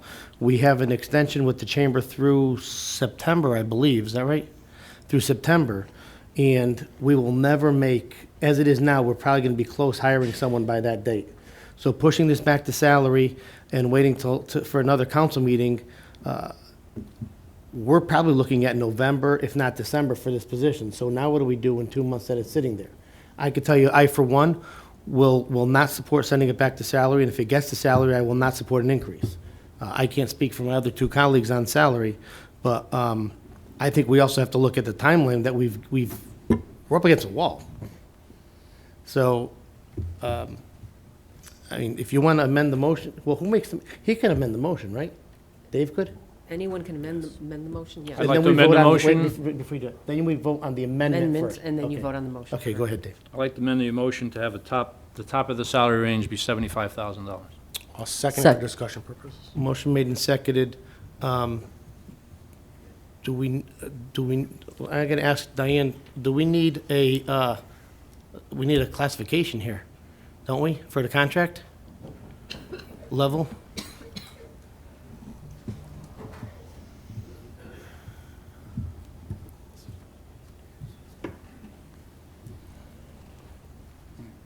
So I think it would require further discussion with the union, which I'm not sure they would be opposed to that. But the other issue is that that the 75 number doesn't fit into their existing salary schedule.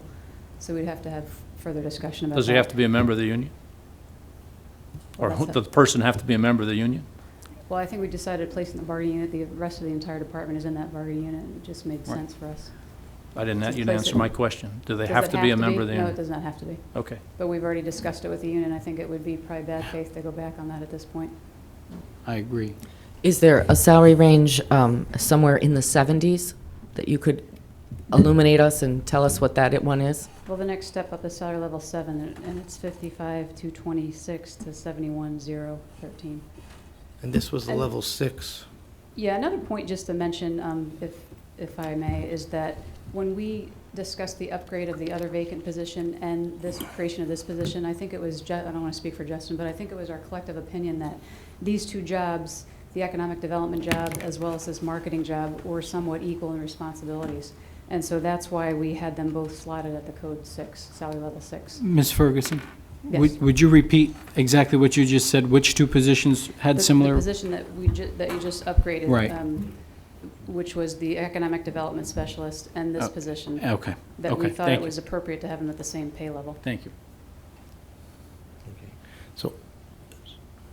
So your motion would have to be level 7?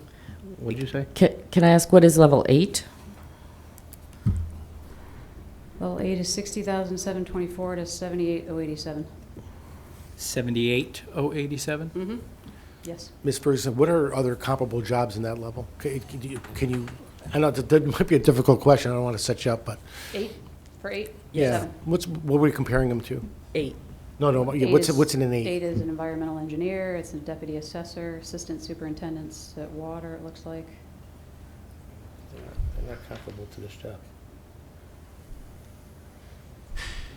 So, you made the amendment, what level do you want to put it at? I would put it at level 8, please. Okay, motion made, do we have a second to that? Second. Motion made and seconded, discussion. Your Honor, I would just say, based on this conversation from my colleagues, especially those on the ordinance, Salary? excuse me, yes, salary committee, and Mr. Mills's comments, I would support that. I think just from the 10,000-foot view of what the city's trying to do to promote itself, to promote the new things that are happening in town in a positive way, and to help facilitate more positive things happening, making a solid investment such as this in a marketing position is acceptable. What I'm about to say is not in the form of a motion, but I'm offering it for my colleagues to consider, and to Ms. Ferguson as well.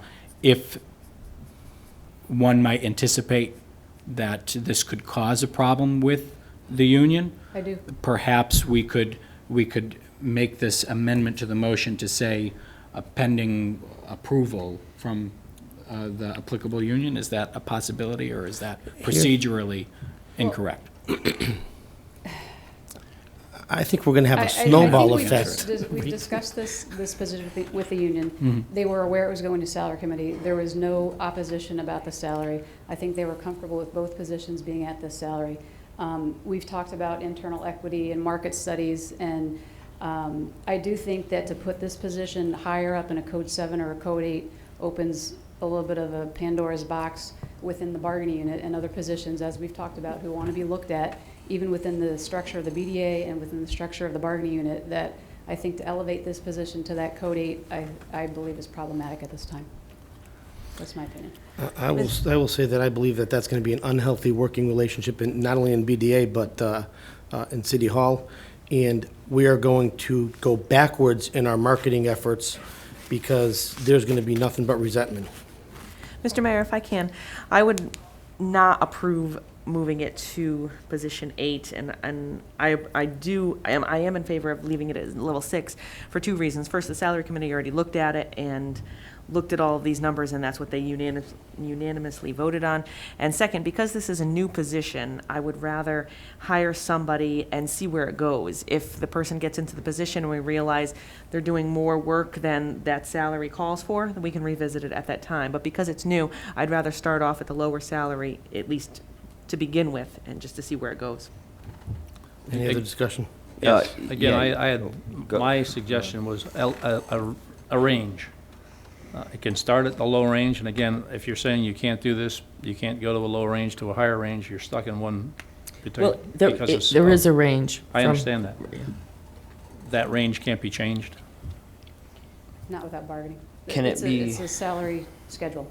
Can it be fair to say that it would be prudent to create this position higher at the range that's already here and give ourselves a timeline in which to review a code upgrade for this particular position? That would be fine, but in my opinion, that's how we lost Kristen Gorski. Kristen Dvorsky left for a completely different job, so that's not the true statement. Councilman Mills, I'm not 100% in disagreement with you, but I think that the larger point here is that it's a new position, the rarity of this position, the specialized tasks that will be required of this position.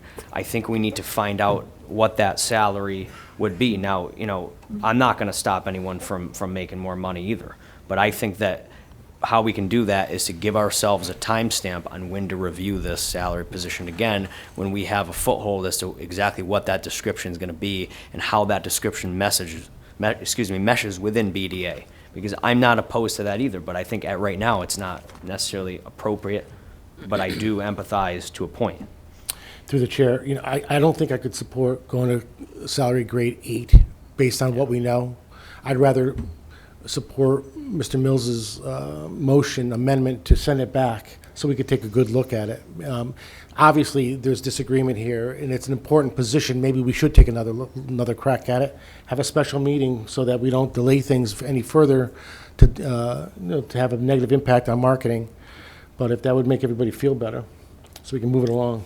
I would support that. I mean, again, I think it just requires some further discussion, and we can discuss here all night long. But if it goes back to the committee, and there's a special meeting that's called, Sure. and we call special meetings all the time, and I certainly think this is an important enough item that at least go back for reconsideration, talk about it, and if you come back with the same thing, I mean, I have my opinion, but everybody else, there's 5, 6 other people who have their opinion. So certainly, if it's just referred back, have a special meeting, talk about it, and come back with a recommendation. I would agree with that, Dave. Do we need an amendment to your amendment? I would withdraw Amend it. my motion. All right, so make an amendment to send it back, well, with who? You got to amend it, David. I will draw my motion to take it to level 8. I would make a motion, an amendment to send it back to salary committee to discuss the topic that we're talking about and to expedite the matter because there is obviously a matter of timing that is critical to address this as soon as possible. Do we have a second? Second. Discussion. Your Honor, with that being said, what is the anticipated turnaround time of said special salary committee meeting? We will hold a special, as soon as we all can get together. And then said special city council We're meeting. probably to looking at approve. 3 weeks. All right, because I also understand the urgency, so we'd have to figure out a timetable that Yeah. would work with that. Yeah. And I just want to say that I think we beat this to death in salary committee, and knowing how much discussion we put into salary committee, I'll be surprised if it changes coming out of salary committee. So I just think we're delaying a position, but we will look at it. I also want to be on the record, Dave, when the position is not filled for October 1st, don't be upset. I fully understand. I Okay. just think that it's that important that it goes back and is discussed. And I really think that it's important that the salary committee be given an overview as to what exactly the position is going to require. Maybe they have been already. And the importance of the position. Not that we support it. They have to know the importance of the position. And then if they make the judgment that this is where it lays, then that's fine. That's where it lays. And I really don't know if it'll take 3 weeks. I think obviously everyone's busy. But if there's an October 1st deadline to create a position, I know that it can be done before then. Obviously, you'd have to post a position and interview people. I understand it's going to take time to do that. It's going to be posted. But internal, again, external. all I'm asking for is just a second look. Through the chair to clarify? No, it's just to clarify, this position hasn't been posted yet, right? Like We we're not can't until tonight. Until tonight, Well, right, okay. now we can't until next Whenever, month. right, all right. I just want to make sure, because I would assume that the process of posting a position online, conducting all the requisite interviews takes a while anyway. Yeah, Yeah. so Diane, realistically, if we pass this tonight, when are we looking to potentially have someone to hire if we found a qualified candidate? Well, it's going to take us a while anyway. I mean, we're ready to post the ad tomorrow, but we'll obviously pull that. So it's going to extend that process by several weeks, I would imagine. I mean, we're going to have to advertise it, have a period of time for people to apply, and then do interviews. I mean, obviously, it's important, and we're going to do what we can to fast track it, but it's going to take time. Do you have to list the salary? Can it just be the lower end and this negotiable? In the ad, just put down that the salary's negotiable? Well, it's not negotiable. I mean, Well, it's certainly, already- it is. Everything's negotiable. it's a, I mean, when we advertise positions, we usually advertise what we're going to pay people, so, And I'm just asking. right. Okay, any other discussion to send it back to salary committee to look at? All in favor? Aye. Opposed, motion passes. Okay. You don't have any more motions, right? No, Not but yet. On not that yet. one. That one's number 15, item number 15. Correct. What are we on? Committee reports? Committee Any committee reports. reports? Yes, quickly. Some exciting news from Youth and Community Services.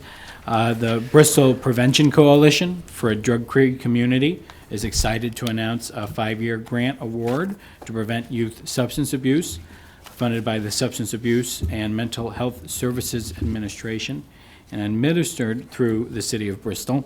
The federal grant totals $125,000 per year. As a primary resource for substance abuse prevention in the Bristol community, the Coalition's 2016 to 2017 action plan will address alcohol and marijuana use among 6th through 12th grade Bristol students. Earlier this year, the Coalition decided to focus on these two substances after analyzing current data and taking into consideration local conditions in the Bristol community. The Coalition will ensure progress is being made in its efforts and in its action plan by continuously analyzing data and updating strategies throughout the course of the 5-year grant. So I want to congratulate Eileen McNulty and everybody involved in the Coalition for their great work in securing this grant. And if anybody has any questions, you can contact Bristol Youth and Community Services. Also, quickly from the library, the main library and Manross Library are gearing up with fall programs for all ages. Story times, book discussions, movies, and music are just some of the offerings that are planned. The library will be hosting singer and Sinatra stylist Tony Castle performing the music of Sinatra, Rat Pack, Neil Diamond, and more at a special Mum Festival edition of the Library Coffee House on Tuesday, September 20th at 6:30 p.m. at the Bristol Public Library. There is no charge for that event, but if you would RSVP to the library by giving them a call, that would be preferable. And that's it for committee reports from me, Your Honor. Councilman, you had a Do you want me motion. to do the Yeah, motion now? yeah. Okay, so I stand corrected. I have one more item, and that's from the mayor's task force on energy consumption. Previous meetings, we've discussed the Solarize Bristol program and how that's going to get underway to try and encourage Bristol residents who might be interested in exploring solar power as an option. There will be some resources and opportunities for residents to pursue that if they're interested in partnership with the Solarize Bristol program through the city. So I have a motion. I hereby move that the seal of the City of Bristol be authorized for use by Smart Power in connection with the Solarize Bristol program to inform Bristol residents of the program. And Your Honor, can I ask for an amendment on that, that it be the likeness of the seal? It's not the actual seal that people use, it's the likeness, the image. Very good. I amend the motion to read the likeness of the seal We have of a the City second. of Bristol. Second. Motion made and seconded, discussion. Hearing none, all in favor? Aye. All opposed, motion passes. Unfinished business, starting my front right. And Your Honor, Oh, just before we go on, the last motion, I don't mean to beat a dead horse, but it was an amendment, and so we never voted on the actual motion, which was the creation of the position, so. So do we have to? Yeah, so you vote on the amendment, and then you have to vote So we're on the gonna- actual motion so with we're- the amendment, which is to remove. So to- a no vote would be because we're sending it back to salary. Well, actually, it's an amendment to that previous one, so really, I guess the amendment that you'd probably want to craft would be to amend it to say that you're not going to create it, that you're going to send it back. So you could conceivably, yes, amend it so that you're not creating the position yet. I'm confused. What's that? Okay, she just tabled the motion? Can I move to table it? All right, motion made the table, second? You can, Motion made and yep, second. that would work. Discussion. Would work. Hearing none, all in favor? Aye. Aye. All opposed, motion passes. Thank you. Unfinished business, starting my far right. No, none for me, Your Honor. None, Your Honor. None. None? None. I have one item. I would ask Mrs. Ferguson to come up again. And I'm sorry, I would have told you not to sit down again if I'd remembered. What I'm interested in is, I'm interested in a follow-up on the recommendations that the council made in conjunction with our executive sessions and our censure. We made, well, I think it's 4 or 5 recommendations based on the Rose report, and I just want to, again, in favor of transparency, ask where we're at with those recommendations. And if you don't have them in front of you, I do have a copy of the Rose report if you want to use it. I don't. Just an update, I guess, for the public, as, I guess, and for council as to where we're at with those. So I believe the mayor addressed item A today. He addressed it a couple times before. That's not part of my responsibility. Item B has been established, which is the ombudsman protocol. C, we are in the works of scheduling some training. Keenan, Escalera, and McHale suggested we use a different law firm. So we're in the midst of finding a suitable law firm to do that. Who recommended that you find a different? Our current labor attorney suggested that it would be best if we just use an independent party to do that training. Okay. Have we had a protocol for that training in the past? Like, have we done sexual harassment training for supervisors, and have we other? We just did it this spring. We do it for all new supervisors, and then we do it periodically. And what's the period generally? I mean, is it every 5 years? Is it every? There's no requirement. The requirement is for new supervisors. I think the last time we did it, aside from the spring, was maybe 3 or 4 years ago. Okay. And is council going to be included with this? I think that's your recommendation. Right. So do you have any, rough idea of when that might be? I mean, is it going to be by the end of the year? Is it going to be next spring? I was hoping to do that by the end of the year, hopefully late October, November. Okay. The sick time has been restored, and the EAP has been completed. Okay. Thank you. Ms. Ferguson, before you sit down, not to be dense, but you mentioned that the mayor's addressed the first point, the acknowledgement of wrongdoing and threatening Attorney Lacey and the employee. And specifically, I'll read from the Rose report. Unless he, the mayor, can sincerely recognize the errors involved, a toxin will permeate throughout the city of Bristol, and the city council will be forced to evaluate its legal obligations to manage or discipline the mayor. Are you suggesting that we're at a stalemate that will force this council to evaluate our legal obligations? I'm not suggesting anything. I mean, item A has nothing to do with me. I was not asked to do anything on it, and I fulfilled the obligations that I thought I was directed to comply with. Okay, understood. Any other discussion? New business, starting my far left. All right, new business. None for me, thank you. Mayor, I got a couple, please. Last week, Senator Fanfara, who is the co-chair of the Senate Budget Committee in Hartford, was in town, and he said something that I want to just relate to all of us here that really disturbed me a little bit. He said that the state hasn't bottomed out yet in terms of the revenue projections, which scared me a little bit in a very difficult budget year. Mr. Clock and I had an extended conversation today because I asked Glenn what he knew, if there's any trickle down, and I know Glenn's on top of that part of it, right? But what it made me think of, and I talked with Chairperson Tebow this afternoon, that we've got to do some strategic planning, I think, in terms of budget modeling, and we got to start sooner than later. And I know the session won't start, but I think we got to do, it's an election year. I know you'll be all over this. All over it, whether it's election or not. Well, I know, say that, but that was a joke. But I know the plan is to start soon, but I hope we do. The second thing is, again, with Chairperson Tebow, she promised to call me because I'd like to go to the next Board of Finance meeting. We've talked about having a meeting between Mr. Klocko, Chairman Tebow, you and me, and whoever else, about an audit plan for procedures and routines. And she's going to, I think, refer that to her Banking and Audit Committee, subcommittee. I'm really hopeful that this is a bipartisan or nonpartisan approach. I've got some ideas where I think we should start. We'll share that with the committee or with the full membership here. But I'm hopeful that we get that thing, at least we take a look at it very soon, like maybe by next month. Great. Thank you. Great, thank you. Councilman? No, nothing. None. None, Your Honor. Councilman? A question, I didn't know when else to bring this up, so I saved it for new business. Not that it's a stressing or urgent matter, but are these meetings no longer broadcast live on Tonight MATV? is not, we had an issue, just Okay. tonight's is not. Just tonight's, all right, Yes. but it's not a policy No. moving forward? No, that they it will changed be? their cameras, I guess, That's they fine. changed their It's a cameras, so technical the thing. new cameras will be coming in next week, next Okay. month. No, that's Is that a all, fair that's all I statement? want to know. Yeah. Sure, I just didn't know if it was a Yeah. policy change or something. Nope. So that's fine, that's all I had. Thank you.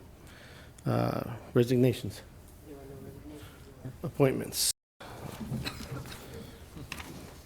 Inland Wetlands Commission, Mayor's appointment to reappoint Tracy Purell, alternate member, 3-year term to 9/19. Youth Commission to reappoint Raymond Decker, Section 2-9 resignation, unexpired term to 6/18. And in a effort to allow others to be acting mayor, this month I am going to appoint Tony D'Amato to be acting mayor. Thank you, Your Honor. Appointments, item number 11. Mayor, before we move on, can we, if there is an appointment of a new person on a new board, can we make it standard operating procedure to circulate resume so that we could take a look at the qualifications before we vote on these things? We have one. I don't think there's no, No, not there's tonight. new one. There's not tonight, but There's no just new going one. forward, is that something that all the other members would probably appreciate? Sure. Please? Yep. Yes. Thank you. Item number 11. And do we need a vote for the Raymond Decker for the Youth Commission? Oh, we didn't vote on So that? moved. Second. All in favor? Aye. All opposed, motion passes. Thank you. Item number 11. Item number 11, resolution regarding authorization for Mayor Kenneth B. Cockane to sign the Connecticut DOT agreement, master municipal agreement for design projects, and there is a resolution to read. It's just, Someone care to read a resolution?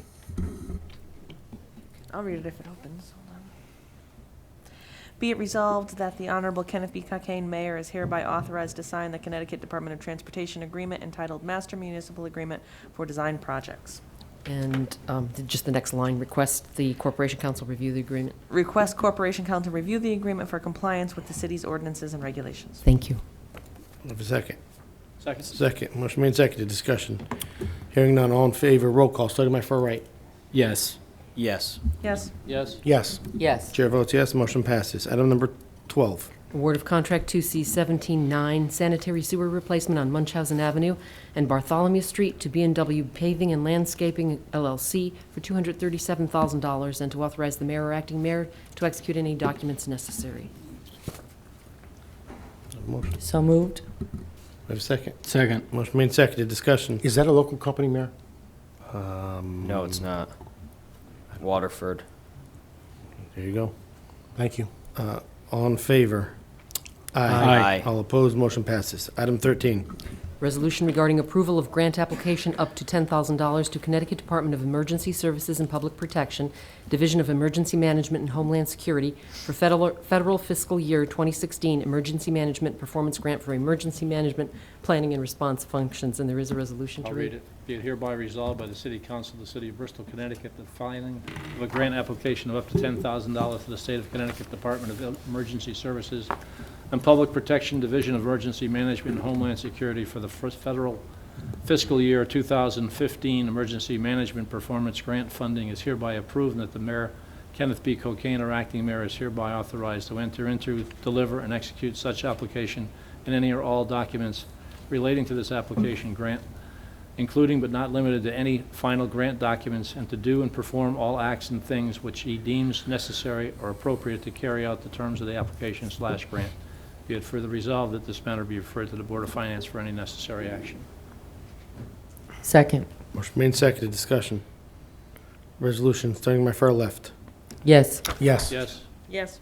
Yes. Yes. Chair votes yes. Motion passes. Item 14. Resolution regarding acceptance of grant from Thomaston Savings Bank Foundation for $1,350 to support ongoing reclamation activities by the City Cemetery Commission. And there's a resolution to I read. can read the resolution. Be it hereby resolved by the City Council of the City of Bristol, Connecticut, that the acceptance of a grant from the Thomaston Savings Bank Foundation in the amount of $1,350 to support the ongoing reclamation activities by the Cemetery Commission is hereby approved, and that the mayor, Kenneth B. Cockane, or acting mayor, is hereby authorized to execute such application and any and all other documents relating to this program, including but not limited to any final grant documents, and to ratify and any previously executed documents.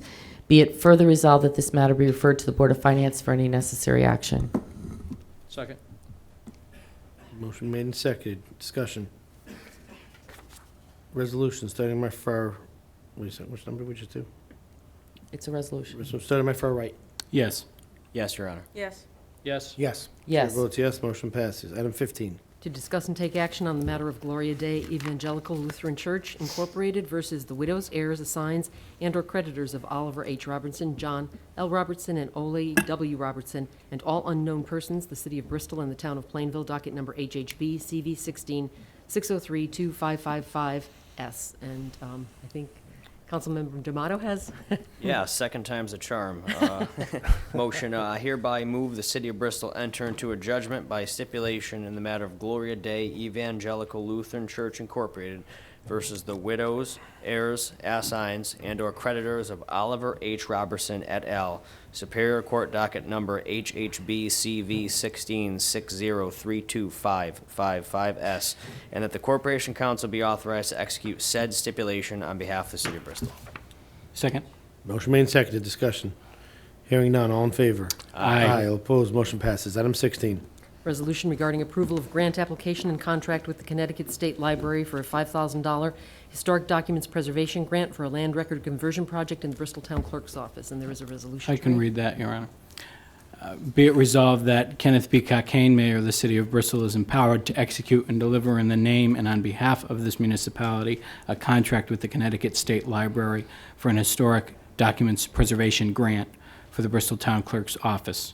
Be it further resolved that Kenneth B. Cockane, Mayor of the City of Bristol, is empowered to execute any and all other documents relating to this application or grant, including but not limited to any final grant documents, that this matter be referred to the Board of Finance for any necessary action. Have a second. Second. Motion made and seconded. Discussion. Hearing none. Roll call. Starting my far right. Yes. Yes, Your Honor. Yes. Yes. Yes. Yes. Chair votes yes, motion passes. Item 17, 18, and then we have a third one to come on the agenda, so. Yes, there's an executive session regarding Daniel Colavolpe versus City of Bristol, claim W00815-845, and an executive session regarding Russ James versus City of Bristol, claim number W00240-744, and I believe there was Yes, I new move executive to add session. an additional executive session regarding Gary Avalone versus the City of Bristol, claim number W8907655335, and W9106374337, and W8910212330. Do you have a motion to go into executive session? So moved. Second. Motion made and seconded. Who's going in? Attorney Bartlett, who's our outside counsel on these matters, the Personnel Director, Diane Ferguson, and Tom Conlon from our office. All in favor? Aye. Aye. Opposed? Motion passes. You guys ready? We're back in from executive session. Can I have a motion to come out of executive session? So moved. Second. Motion made and seconded. Let the record show no votes were taken in executive session. We have a motion coming forward on Russ James. I am going to recuse myself. Russ James did IT work for my insurance company years ago, so I'm going to recuse myself, Councilman. Very good. Thank you. Do we have a motion? We'll wait for the mayor to sprint out of the room. Keyword Do is we- sprint. do we He's want to sprinting. have He's sprinting. Councilmember D'Amato? Okay, do we have a motion to come before the floor here? Who has it? I'll do it. Okay, thank you. It's a joke.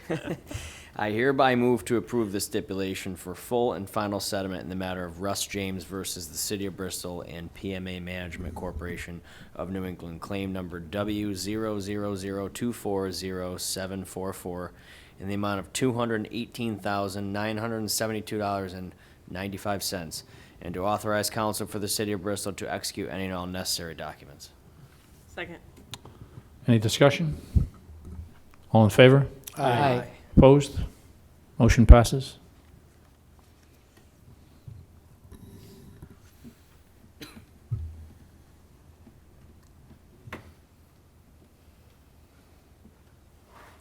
Okay, do we have another motion to come before the table? Yes, I have one. I hereby move to approve the stipulation for full and final settlement in the matter of Daniel Calavolpi versus the City of Bristol and PMA Management Corporation of New England, claim number W000815845 in the amount of $75,000, and to authorize counsel for the City of Bristol to execute any and all necessary documents. Do we have a second? Second. Motion made and seconded. Discussion. Hearing none. All in favor? Aye. All opposed. Motion passes. Next motion. I'll do that one too. I hereby move to approve the stipulation for full and final settlement in the matter of Gary Avalone versus the City of Bristol and PMA Management Corporation of New England, claim number W8907553335, W9106374437, and W8910212230 in the amount of $45,000, and to authorize counsel for the City of Bristol to execute any and all necessary documents. Second. Motion made and seconded. Discussion. Hearing none. All in favor? Aye. All opposed. Motion passes. Any other business? Motion to adjourn. Second. Motion made and seconded. Discussion. Hearing none. All in favor? Aye. All opposed. Motion passes. Have a good night.